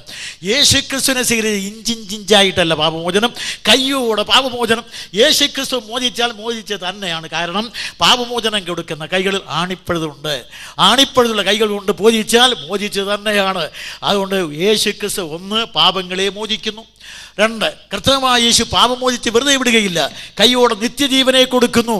ബൈബിൾ അത് വാഗ്ദത്തമാണ്. എന്നിൽ വിശ്വസിക്കുന്നവന് ഞാൻ നിത്യജീവനെ കൊടുക്കുന്നു. വിശ്വസിച്ച് ഏറ്റുപറയുന്ന ഉടനെ തന്നെ നിത്യജീവനെ കൊടുക്കുന്നു. നിത്യജീവൻ, നിത്യതയിൽ ജീവിക്കുവാനുള്ള ജീവൻ്റെ പേര്. നമുക്ക് മനുഷ്യജീവനേ ഉള്ളൂ, അത് ഈ മണ്ണിൽ ജീവിക്കുവാൻ മാത്രം പര്യാപ്തം. അനന്തതയിൽ ജീവിക്കുവാനുള്ള ജീവൻ്റെ പേരാണ് അനന്തജീവൻ. അതാണ് യേശു ക്രിസ്തു, ഞാൻ പാപത്തെ മോചിക്കുന്നു, അനന്തജീവനെ, നിത്യജീവനെ തരുന്നു. ഉടനെ കൈയോടെ നിത്യജീവൻ. മൂന്നാമത്, കർത്താവായ യേശു ക്രിസ്തു ഇവന് നൽകുന്നത് പുതിയ ശക്തി, അഥവാ പരിശുദ്ധാത്മാവിനെ നൽകുന്നു. നമ്മുടെ ബഹുമാനപ്പെട്ട പെന്തക്കോസ്ത് ഭാഷന്മാരും സഹോദരന്മാരും പറയുന്നത് യേശു ക്രിസ്തു പാപികളെ രക്ഷിക്കുന്നു, പരിശുദ്ധാത്മാവിനെ കൊടുക്കുന്നു. ഞങ്ങളും സമ്മതിക്കുന്നു, യേശു ക്രിസ്തു പരിശുദ്ധാത്മാവിനെ സമ്മാനിക്കുന്നു. കാരണം കർത്താവായ യേശു ക്രിസ്തു പാപിയെ രക്ഷിച്ച് നിത്യജീവനെ കൊടുത്തു വിടുകയില്ല, പിന്നെയും പോയി പാപത്തിൽ വീഴാതെ വണ്ണം ഇവനെ ഉപദേശിച്ച് ശക്തി കൊടുത്ത് പാപത്തെ അതിജീവിച്ച് ജീവിക്കുവാൻ ആവശ്യമായ ആത്മശക്തിയെ പ്രദാനം ചെയ്യുകയാണ്. പരിശുദ്ധാത്മാവിനെ കൊടുക്കുന്നു. ഇനി പാപത്തിൽ വീഴാതെ നയിക്കുന്നതിന് വേണ്ടി ആത്മാവിനെ കൊടുക്കുന്നു. നാലാമത്, കർത്താവായ യേശു ക്രിസ്തു അവനൊരു പുതിയ ജീവിതം സമ്മാനിക്കുക. യേശു ക്രിസ്തുവിനെ സ്വീകരിച്ച് ഈ 4 കാര്യം സംഭവിച്ചു കഴിയുമ്പോൾ, 3 കാര്യം സംഭവിച്ചു കഴിയുമ്പോൾ ഉടനെ തന്നെ ജീവിതത്തിൽ ഒരു പുതുമയുണ്ടാകുന്നു, ഒരു പുതിയ ജീവിതം. അത് ഉടനെ ചെയ്യുന്നു. അതിന് ഞാൻ എപ്പോഴും പറയുന്നത് എൻ്റെ ഒരു സ്നേഹിതൻ്റെ ദൃഷ്ടാന്തമാണ്. എനിക്ക് അത്രയും പറയാനുള്ള ഇതില്ല, കാരണം ഞാൻ അത്രയേറെ പാപമൊന്നും ചെയ്തിട്ടില്ല. ഇയാളെ സംബന്ധിച്ച് പറയാം, ഞങ്ങളുടെ നാട്ടിൽ ഒരു റൗഡിയാണ്, ഒരു നല്ല മികച്ച നായരാണ്, മികച്ച നായർ തറവാട്ടിലെ അംഗമാണ്. അദ്ദേഹത്തിൻ്റെ പേര് വിഘ്നേശ്വരൻ നായർ എന്നാണ്. ഈ വിഘ്നേശ്വരൻ നായർ എല്ലാത്തിനും വിഘ്നമായിരുന്നു. വിഘ്നേശ്വരൻ എന്നാൽ വിഘ്നങ്ങൾ തീർക്കുന്ന ഈശ്വരൻ എന്നാണ് അർത്ഥം. പക്ഷേ ഇയാൾ സകലത്തിന് വിഘ്നമാണെന്ന് മാത്രമല്ല കുടുംബത്തിന് ശല്യമാണ്. അതുകൊണ്ട് വീട്ടുകാരും നാട്ടുകാരും കൂട്ടുകാരും എല്ലാം ഉപദേശിച്ചു, നീ അക്രമം കാണിക്കരുത്, അന്യായം ചെയ്യരുത്. 9 ക്രിമിനൽ കേസ് അപ്പോഴും ഉള്ളപ്പോഴാണ് എല്ലാവരും ഉപദേശിച്ചത്, നന്നാകുകയില്ല. അവിടെ കുടുംബത്തിൽ തന്നെ ഒരു ഗുരുസ്വാമിയുണ്ട്, അദ്ദേഹം ഉപദേശിച്ചു, നന്നാകുകയില്ല. ഒടുവിൽ എല്ലാവരും കൂടെ എന്നും കേസ്, അടി പിടി, വഴക്കം, മദ്യപാനം, പഴയ പ്രശ്നങ്ങൾ. ഒടുവിലെല്ലാവരും കൂടെ പറഞ്ഞു, ഈ കുടുംബത്തിൽ പരമ്പരാഗതമായി ഒരു റൗഡി ഉണ്ടാകാറുണ്ട്. കഴിഞ്ഞ തലമുറയിൽ ഇവൻ്റെ അമ്മാവൻ ദാമോദരൻ പിള്ളയായിരുന്നു റൗഡി, ഈ തലമുറയെ റൗഡി ഇവനാണ്, അതുകൊണ്ട് നമുക്ക് വിട്ടേക്കാമെന്ന് വീട്ടുകാരെല്ലാം കൂടെ എഴുതി തള്ളി വിഘ്നേശ്വരനെ. ആ വിഘ്നേശ്വരൻ എന്ന് പറഞ്ഞാൽ അദ്ദേഹത്തിന് മീശ ഇതുവരെ ഇങ്ങനെ വയ്ക്കാം, ഏതാണ്ട് നാരങ്ങ വയ്ക്കാവുന്ന ഭാഗത്ത് പിരിച്ചു നിർത്തിയിട്ടുണ്ട്. കൃതായാണെങ്കിൽ പിക്സാക്സ് മോഡലാണ്. അത് മാത്രമല്ല അദ്ദേഹത്തിൻ്റെ ക്രോപ്പ് അതിന് പറ്റിയതാണ്, നല്ല ഓയിൽ രൂപ, അകത്തുള്ള അരപ്പട്ടയും കഠാരയും ദൂരവേ കാണണം. അതുകൊണ്ട് ആ നിലയിലുള്ള വേഷം. അങ്ങനെയുള്ള വിഘ്നേശ്വരന് എന്നേക്കാൾ 1 ഇഞ്ച് ഉയരം കൂടുതലുണ്ട്, 2 ഇഞ്ച് നെഞ്ചും വീതിയുണ്ട്, ഇത്രയും കണ്ടില്ല ഒരു ഇരുണ്ട നിറവും. അങ്ങനെയുള്ള വിഘ്നേശ്വരന് ഒരു ചെറിയ ചായക്കട വെച്ച് നടത്തുകയും അതിനകത്ത് ചാരായം കുടിയും ഒക്കെ നടക്കുന്നുണ്ട്. അങ്ങനെയുള്ള വിഘ്നേശ്വരനെ എല്ലാവരും ഉപദേശിച്ച് എഴുതി തള്ളിയതാണ്. പക്ഷേ ഒരു സുപ്രഭാതത്തിൽ ഒരു പ്രത്യേകമായ സന്ദർഭത്തിൽ യാദൃച്ഛികമായി ഇയാൾ യേശുക്രിസ്തുവിനെ കുറിച്ച് കേട്ടു. അവിടെ വന്ന ഒരു തരം വട്ടായ ഒരു മനുഷ്യൻ അന്ന് ഒരു പെരുമഴയുള്ളപ്പോൾ ഇയാളെ കടയിൽ വന്നു. അയാൾ രാത്രിയായപ്പോൾ ഞാനിവിടെ കിടന്നോട്ടെ, പോകാനൊക്കെയില്ല പിള്ളേ എന്ന് പറഞ്ഞു. കിടന്നു ആശാനെ എന്ന് പറഞ്ഞു. ഇയാൾ ആശാനൊക്കെയാണ്. ആശാനെ കിടന്നു എന്ന് പറഞ്ഞു. രാത്രി ആയമത്തിലായപ്പോൾ ഒരു ശബ്ദം. അപ്പോൾ ഇയാൾ ചോദിച്ചു, വിഘ്നേശ്വരൻ, ആശാനെ എന്താ ശബ്ദമുണ്ടാക്കുന്നത്? വിഘ്നേശ്വര പിള്ളേ എന്നാണ് വിളിക്കുന്നത്. പിള്ളേ, ഞാനിവിടെ ജപം பண்ணுകയാണ് എന്ന് പറഞ്ഞാൽ പ്രാർത്ഥിക്കുകയാണ്. ആരോട് ആശാനെ പ്രാർത്ഥിക്കുന്നത്? യേശു ആണ്ടവരോട്, യേശു എന്ന ദൈവത്തോടാണ് പ്രാർത്ഥിക്കുന്നത്. അങ്ങനെ പ്രാർത്ഥിച്ചാൽ പാപം മോചിക്കും. ആശാനെ, യേശു എൻ്റെ പാപം മോചിക്കുമോ? യേശു നിൻ്റെ പാപം മോചിക്കുമെന്ന് ആശാൻ. ഉടനെ ഇവൻ ചെന്നിരുന്ന് ഈ ആശാൻ്റെ അടുക്കൽ ചെന്ന് പ്രാർത്ഥിച്ചു, കർത്താവേ, നീ അങ്ങനെ പാപമോചനം കൊടുക്കുമെങ്കിൽ എൻ്റെ പാപം മോചിക്കണം. വിഘ്നേശ്വരൻ പ്രാർത്ഥിച്ചു. അവൻ്റെ പാപങ്ങൾ അന്ന് രാത്രി മോചിക്കപ്പെട്ടു. പക്ഷേ ആശാൻ മാനസാന്തരപ്പെടാത്തവനായിപ്പോയി. ഇദ്ദേഹമാണെങ്കിൽ പാപമോചനം ലഭിച്ചു കഴിഞ്ഞു. പിറ്റേ ദിവസം ബാർബർ വിളിച്ചു വെച്ച് മീശ എടുത്തു. നിങ്ങളെല്ലാം രക്ഷിക്കപ്പെട്ട മീശ എടുക്കണം ഞാൻ പറയില്ല, അയാൾ ചെയ്ത കാര്യമാണ് പറഞ്ഞത്. മീശ എടുത്തു, കൃത മാറ്റി, എല്ലാം മാറ്റി, ആ വേഷം മാറ്റി. എല്ലാവരും ചോദിച്ചു, നിനക്കെന്ത് പറ്റി വിഘ്നേശ്വരനോട്? അദ്ദേഹം പറഞ്ഞു, ഇന്നലെ രാത്രി 10 മണിക്ക് യേശുക്രിസ്തു എൻ്റെ പാപങ്ങൾ മോചിച്ചു. യേശുക്രിസ്തു എനിക്ക് പാപമോചനം തന്നിരിക്കുന്നു. അതുകൊണ്ട് ഞാൻ എൻ്റെ പഴയ ജീവിതത്തോട് ഇവിടെ വാങ്ങുന്നു. ഒരുത്തൻ ക്രിസ്തുവിലായാൽ അവൻ പുതിയ സൃഷ്ടിയാകുന്നു, പഴയതെല്ലാം കഴിഞ്ഞുപോയി. 2 കൊരിന്ത്യർ 5:17. അതിന് തൊട്ട് താഴോട്ട് വരുമ്പോൾ പിന്നെ മറ്റൊരു പോയിന്റ്. കാരണം 1 പാപമോചനം, 2 നിത്യജീവൻ, 3 പരിശുദ്ധാത്മാവെന്ന ശക്തി വിശേഷം, 4 അവനിപ്പോൾ പുതിയ ജീവിതം, 5 കർത്താവായ യേശുക്രിസ്തു അതിമഹത്തായ പ്രത്യാശയെ നൽകുന്നു. രക്ഷിക്കപ്പെട്ട് കഴിയുമ്പോൾ അവന് പ്രത്യാശയുണ്ട്. കാർൽ മാർക്സ് ഞങ്ങളെ പഠിപ്പിച്ചു, അദ്ദേഹത്തിൻ്റെ ശിഷ്യന്മാർ ഞങ്ങളെ പഠിപ്പിച്ചു. അദ്ദേഹം പറഞ്ഞതനുസരിച്ച് ഇവിടെ നിങ്ങൾക്ക് സ്വർഗരാജ്യം എന്ന് പറഞ്ഞാൽ ഭൂമിയിലൊരു സ്വർഗരാജ്യം നിങ്ങൾക്കുണ്ട്, കയ്യിലെ ചങ്ങല മാത്രമേ ബാക്കിയുള്ളൂ. അതുകൊണ്ട് ഒരു കാര്യം ചെയ്യുക, ഇവിടെ നിങ്ങൾക്ക് നഷ്ടപ്പെടുവാനൊന്നുമില്ല, ശേഷിക്കുന്ന ചങ്ങല ഉപേക്ഷിക്കൂ, ദൈവരാജ്യത്തെ സ്വർഗരാജ്യത്തിന് വേണ്ടി അദ്ദേഹം പറഞ്ഞു. പ്രിയ സ്നേഹിതരെ, യേശുക്രിസ്തുവിനെ സ്വീകരിച്ചാൽ അത്തരത്തിലുള്ള കിട്ടുന്നത് ഇവിടെ നമുക്ക് നേടാനൊന്നുമില്ല. അതുകൊണ്ട് നേരെ മറിച്ച് കർത്താവായ യേശുക്രിസ്തുവിനെ സ്വീകരിക്കുന്ന മാത്രയിൽ അതിമഹത്തായ പ്രത്യാശ മാക്സിസം നൽകുന്നത് ഇവിടുത്തെ സ്വർഗരാജ്യം. അതാണ് അവർ പറഞ്ഞത്. നേരെ മറിച്ച് യേശുക്രിസ്തു പറഞ്ഞത് ഇവിടുത്തെ സ്വർഗരാജ്യം തരാമെന്നല്ല, അതിവിടെ എന്നല്ല. യേശുക്രിസ്തു ഇപ്പോൾ നിങ്ങളുടെ ഹൃദയത്തിൽ സ്വർഗത്തിൻ്റെ പ്രതീതി ഉളവാകും. അത് കഴിഞ്ഞാൽ നിങ്ങൾക്ക് അനന്തതയിൽ അനന്തജീവനുണ്ട്, അവിടെ നിങ്ങൾക്ക് സ്വർഗത്തിലേക്കുള്ള നിത്യമായ വാസം തരാമെന്നാണ് പറഞ്ഞത്. അതിനുവേണ്ടിയുള്ള പ്രത്യേകമായ സംവിധാനം പ്രത്യാശ എന്ന് പറഞ്ഞപ്പോൾ പാട്ടിലും സൗരന്മാർ ഓർപ്പിച്ചതുപോലെ അവസാനമായി നമ്മുടെ കർത്താവായ യേശുക്രിസ്തു വരും.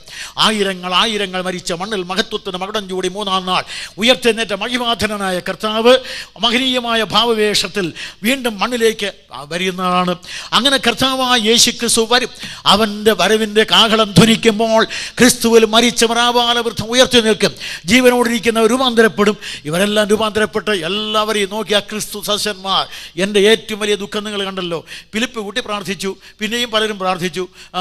ഫിലിപ്പ് കൂട്ടി പറഞ്ഞു, മറ്റൊരു പ്രാർത്ഥിച്ചു. പക്ഷേ മൈക്ക് പിന്നെ ഒരു അടി താഴ്ത്തി വയ്ക്കേണ്ടി വന്നു.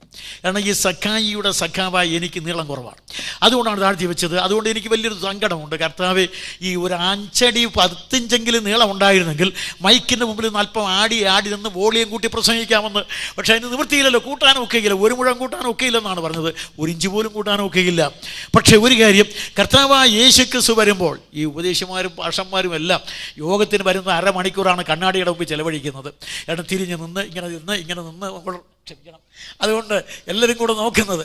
പക്ഷേ എനിക്ക് നോക്കാൻ കോപ്പൊന്നുമില്ല, കാരണം കണ്ടാൽ അറിയാമല്ലോ നിങ്ങൾക്ക്. അതുകൊണ്ട് ഞാൻ അധികം നോക്കിയില്ല. ഇരുണ്ട നിറം, വലിയ ചെവി, ഇങ്ങനെയുള്ള വലിയ കണ്ണ്, ഇതെല്ലാം കൂടെ നോക്കാൻ ഇഷ്ടമല്ലാത്തതുകൊണ്ട് നോക്കുകയില്ല. പക്ഷേ ഇതൊന്നും മാറ്റാനും പറ്റുകയില്ല. എന്നാൽ ഒരു കാര്യമുണ്ട്, നമ്മുടെ കർത്താവായ യേശുക്രിസ്തു വന്നാൽ സ്വർഗത്തിൽ നാം എല്ലാവരും യേശുക്രിസ്തുവിന് സദൃശന്മാരായി തീരും. സാലോക്യ, സാമീപ്യ, സാരൂപ്യ പദവി അവിടെ ലഭിക്കും. അതുകൊണ്ട് നാം എല്ലാം ക്രിസ്തുവിനോട് സദൃശന്മാരായി തീരും. അവിടെ ഇത് ഞാൻ പറയുന്നില്ല, 1 യോഹന്നാൻ 3:2 നാം അവനോട് സദൃശന്മാരാകും. അങ്ങനെ ക്രിസ്തുവിനെ നാം കാണുന്ന ആ നാളിൽ അവനോട് സദൃശന്മാർ. അന്ന് അവിടെ ഒരു വികലാംഗനം ഉണ്ടായിരിക്കില്ല. ഇപ്പം എവിടെ ചെന്നാലും വികലാംഗന്മാർക്ക് സീറ്റുണ്ട്, എവിടെ ചെന്നാലും വികലാംഗന്മാർക്ക് എല്ലാ സൗകര്യങ്ങളും ഉണ്ട്. ഉദ്യോഗത്തിൽ സംവരണം, എവിടെ ചെന്നാലും പ്രത്യേക സീറ്റ് എല്ലായിടത്തും കൊടുത്തിട്ടുണ്ട്. സ്വർഗത്തിൽ ഒരൊറ്റ വികലാംഗൻ കാണും. രക്ഷിക്കപ്പെട്ട ആയിരക്കണക്കിന് വികലാംഗന്മാരുണ്ട്. പക്ഷേ പുനരുത്ഥാനം കൊണ്ട്, രൂപാന്തരം കൊണ്ട് അവരെല്ലാം സർവാംഗന്മാരായി തീരും. അങ്ങനെ സകലാംഗന്മാരായി തീരും. സ്വർഗത്തിൽ യാതൊരു വികലാംഗനും ഉണ്ടായിരിക്കില്ല, എല്ലാവരും സർവാംഗന്മാർ. ഒരു വികലാംഗൻ ഉണ്ടായിരിക്കും. ആ വികലാംഗൻ നമ്മുടെ കർത്താവായ യേശുക്രിസ്തു ആയിരിക്കും. അവിടുന്ന് സ്വർഗത്തിൽ നിന്ന് മുഴങ്ങുന്നൊരു ശബ്ദമുണ്ട്. ഭൂമി എന്നൊരു ഗോളം ഉണ്ടായിരുന്നു. അവിടെ മനുഷ്യൻ എന്നൊരു സൃഷ്ടി സഞ്ചയം ഉണ്ടായിരുന്നു. അവർ പാപം ചെയ്തു, അവർ പരാജയപ്പെട്ടു. അവരെ രക്ഷിക്കുവാൻ ഞാൻ സ്വർഗം വിട്ട് ഭൂമിയിലേക്ക് പോയി. ഞാൻ അവരെ പോലെ വേഷത്തിൽ അവരെ പോലെ മനുഷ്യനായി ഞാൻ അവർക്ക് വേണ്ടി പാപത്തിൻ്റെ പരിഹാരത്തിന് ക്രൂശിൽ മരിച്ചു. ഞാൻ ഉയർത്തെഴുന്നേൽക്കുമ്പോൾ ഒരു വിശ്വാസിക്കും പടുക്കൽ കാണുകയില്ല. പക്ഷേ യേശു പുനരുത്ഥാനം ചെയ്തിട്ടും മാഞ്ഞു പോകാത്ത മുറിവുകൾ അവിടെയുണ്ട്. അത് ഉയർത്തി കാണിക്കുമ്പോൾ ഈ മുറിവുകളെ കാണും. അതുകൊണ്ട് അവൻ്റെ മുറിവുകൾ പിന്നെ ശേഷിക്കും. അങ്ങനെ നമ്മുടെ കർത്താവായ യേശുക്രിസ്തുവിൻ്റെ മുറിവുകൾ കാണുമ്പോൾ നാം ഇക്കാര്യം ഓർക്കും. സ്വർഗം എന്ന ഒന്ന്, അവിടെ ഭൂമി എന്നൊന്നുണ്ടായിരുന്നു. ഇവിടെ വാക്കുകൾ അവസാനിപ്പിക്കുന്നു. അവിടെ പ്രിയ സഹോദരന്മാർ, മനുഷ്യൻ, ഈ മനുഷ്യന് ശരീരവും മടക്കി കിട്ടും. മരണം കൊണ്ട് നഷ്ടപ്പെടുന്ന ശരീരം ക്രിസ്തു മടക്കിത്തരാമെന്നാണ് പറഞ്ഞത്. ഈ ശരീരവും മടക്കിത്തരും. അതാണ് സമ്പൂർണ്ണ മനുഷ്യൻ. മനുഷ്യൻ്റെ പൂർണ്ണത ശരിയാകണമെങ്കിൽ ശരീരം വേണം. മറ്റു മതങ്ങൾ പഠിപ്പിക്കുന്നത് മറ്റുള്ള നിലയിൽ പറഞ്ഞാൽ ആത്മാവിനെ രക്ഷ പറയുമ്പോൾ തന്നെ അതും ഇതൊക്കെയാണ്. നേരെ മറിച്ച് ബൈബിൾ പറയുന്നത് ഈ ശരീരവും മടക്കിത്തരാം. ഇസ്ലാം അത് പഠിപ്പിക്കുന്നുണ്ട്. പക്ഷേ ഇസ്ലാം പറയുന്ന ഈ ശരീരം മടക്കിത്തരുമ്പോൾ അവിടെ തീറ്റയും കുടിയും പെണ്ണുങ്ങളും എല്ലാം ഉണ്ട്, എല്ലാം ഇഷ്ടംപോലെ കിട്ടുന്ന സ്ഥലമാണ് സ്വർഗം. അതല്ല ബൈബിൾ പറയുന്നത്. ബൈബിളിൽ പറയുമ്പോൾ നാം എല്ലാം ദൈവദൂത തുല്യരായിരിക്കും. ഭാര്യ വേണ്ടാത്ത, മക്കളില്ലാത്ത, ആരോടും പ്രത്യേകതയൊന്നുമില്ലാത്ത ദൈവദൂത തുല്യരായി, തേജോമയന്മാരായി, ക്രിസ്തു ശേഷന്മാരായി, ഓരോ കൊച്ചു ക്രിസ്തുക്കളായി നമ്മളെല്ലാവരും കാണും. അനുഗ്രഹീതമായ പദവിയിലെത്തുമ്പോൾ ബൈബിൾ പിന്നെയും ആവർത്തിക്കുകയാണ്. അവിടെ നാം ഒടുവിലായി ദർശിക്കുന്നത് ഇനി കാലം ഇല്ല, ഇനി മരണം ഇല്ല, ഇനി ദുഃഖം ഇല്ല, ഇനി കണ്ണുനീരില്ല. മനുഷ്യൻ എന്നേക്കും ദൈവത്തോടുകൂടെ. സായുജ്യം ബൈബിളിലില്ല. സാരൂപ്യം പ്രാപിച്ച് സാലോക്യ പദവികളിൽ അവനോടുകൂടെ എന്നേക്കും. ഇന്ത്യക്കാരൻ പ്രാർത്ഥിച്ചു, അസത്തോ മാം സദ്ഗമയ. യേശുക്രിസ്തു ഉത്തരം പറഞ്ഞു, ഞാൻ തന്നെ സത്യം, എന്നെ അനുഗമിക്കുന്നവൻ സകല സത്യത്തിലും ആനയിക്കപ്പെടും. ഇന്ത്യക്കാരൻ പ്രാർത്ഥിച്ചു, തമസോ മാം ജ്യോതിർഗമയ. യേശുക്രിസ്തു ഉത്തരം പറഞ്ഞു, ഞാൻ തന്നെ ലോകത്തിൻ്റെ വെളിച്ചം, എന്നെ അനുഗമിക്കുന്നവൻ ഇരുളിൽ നടക്കാതെ ജീവൻ്റെ വെളിച്ചമുള്ളവനാകും. ഇന്ത്യക്കാരൻ പ്രാർത്ഥിച്ചു, മൃത്യു മാം അമൃതംഗമയ. യേശുക്രിസ്തു ഉത്തരം പറഞ്ഞു, ഞാൻ നിത്യജീവനാകുന്നു അഥവാ അമൃതമാകുന്നു. എന്നിൽ വിശ്വസിക്കുന്നവൻ എന്നേക്കും ജീവിക്കും, അമൃതാനുഭവിയായി തീരും. ഈ കർത്താവായ യേശുക്രിസ്തു മാത്രമേ മനുഷ്യവർഗത്തിൻ്റെ പ്രാർത്ഥനയ്ക്ക് ഉത്തരം കൊടുത്തിട്ടുള്ളൂ. അതുകൊണ്ട് ഈ കർത്താവായ യേശുക്രിസ്തുവിനെ രക്ഷിതാവും കർത്താവായി സ്വീകരിക്കണം. ഇവിടെ പ്രിയ സഹോദരന്മാരെ, ജാതിയോ മതമോ സഭയോ വർഗമോ വർണ്ണമോ വ്യത്യാസമില്ല. എല്ലാവരും ഒരുപോലെ പാപികളാണ്. എല്ലാവരും ഒരുപോലെ നരകത്തിന് വിധിക്കപ്പെട്ട ശിക്ഷാർഹരാണ്. എല്ലാവർക്കും വേണ്ടി മനുഷ്യാവതാരം ചെയ്ത് മണ്ണിൽ വന്ന് മനുഷ്യവർഗത്തിന് പാപം ചുമന്ന് കുരിശിൽ മരിച്ച് അടക്കപ്പെട്ട് ഉയർത്തെഴുന്നേറ്റ് ഉത്തുംഗ പ്രതാപവാനായി നിൽക്കുന്ന ഈ കർത്താവായ യേശുക്രിസ്തുവിനെ സ്വീകരിക്കുന്ന വേളയിൽ അവൻ്റെ പാപങ്ങൾ മോചിക്കപ്പെട്ട് പാപമോചനം നേടിയ, നിത്യജീവൻ പ്രാപിച്ച, അനുഗ്രഹീതമായി പരിശുദ്ധാത്മാവിനെ പ്രാപിച്ച എന്ന് വേണ്ട പുതിയ ജീവിതം നയിച്ചിരിക്കുന്ന ഏറ്റവും ഉടലെ മഹത്തായ പ്രത്യാശയോടുകൂടി ജീവിക്കുവാൻ കഴിയുന്ന ഒരു ജീവിതം യേശുക്രിസ്തു നിങ്ങൾക്ക് സമ്മാനിക്കും. ഈ അനുഗ്രഹീതമായ ജീവിതം അനന്തതയിൽ ഞാൻ പറഞ്ഞതുപോലെ യാതൊരു വിധമായ അല്ലലും സ്വല്ലയുമില്ലാത്ത അനുഗ്രഹീതമായ ജീവിതത്തിലേക്ക് യേശുക്രിസ്തു നിങ്ങളെ മാടി വിളിക്കുന്നു. അത് നൽകുവാൻ ക്രിസ്തുവിന് മാത്രമേ കഴിയുകയുള്ളൂ. മാത്രമേ കഴിയുമോ എന്നൊരു ചോദ്യം ചോദിച്ചാൽ അതിനാണ് നാളത്തെ എൻ്റെ പ്രസംഗ വിഷയം. രക്ഷ ക്രിസ്തുവിൽ മാത്രമോ? അതിൻ്റെ മറുപടി ഞാൻ നാളെ പറയും. ഈ കർത്താവായ യേശുക്രിസ്തുവിനെ നിങ്ങളുടെ ഹൃദയത്തിൽ ഇതുവരെയും രക്ഷിതാവും കർത്താവുമായി അംഗീകരിച്ചിട്ടില്ല എങ്കിൽ, ഈ കർത്താവായ യേശുക്രിസ്തുവിനെ സ്വീകരിച്ചിട്ടില്ല എങ്കിൽ, ഈ കർത്താവായ യേശുക്രിസ്തുവിനെ ഇന്ന് രാത്രി ഈ വചനം കേട്ട നിങ്ങൾ അവനെ ഹൃദയത്തിൽ രക്ഷിതാവും കർത്താവുമായി സ്വീകരിക്കണം. നമ്മുടെ ശരീരമാകുന്ന ഈ ക്ഷേത്രത്തിൻ്റെ ശ്രീകോവിലായിരിക്കുന്ന ഹൃദയത്തിൽ യേശുക്രിസ്തു എന്ന ഈശ്വരനെ പ്രതിഷ്ഠിച്ച് അനുഗ്രഹീതമായ അനന്തതയുടെ അമൃതം നേടി അനുഗ്രഹീതരായി തീരുവാൻ അനശ്വരനായ ഈശ്വരൻ നിങ്ങളെ ഏവരെയും അനുഗ്രഹിക്കട്ടെ. ഒരു തീരുമാനം മാത്രം സമർപ്പണം. കർത്താവെ, ഞാൻ ഇന്ന് മുതൽ അങ്ങേ എൻ്റെ രക്ഷിതാവും കർത്താവുമായി സ്വീകരിക്കുന്നു എന്ന് അടുത്ത് പ്രാർത്ഥിക്കുന്നയാൾ നിങ്ങൾക്ക് അവസരം തരും. നിങ്ങൾ അപ്പോൾ നിങ്ങളുടെ തീരുമാനം അറിയിച്ചാൽ ഞങ്ങൾ നിങ്ങൾക്ക് വേണ്ടി പ്രാർത്ഥിക്കും. ഒരു തീരുമാനത്തിന് വേണ്ടി ഞാൻ നിങ്ങളെ ആഹ്വാനം ചെയ്തുകൊണ്ട് എൻ്റെ വാക്കുകൾക്ക് അവസാനത്തെ കുത്തും.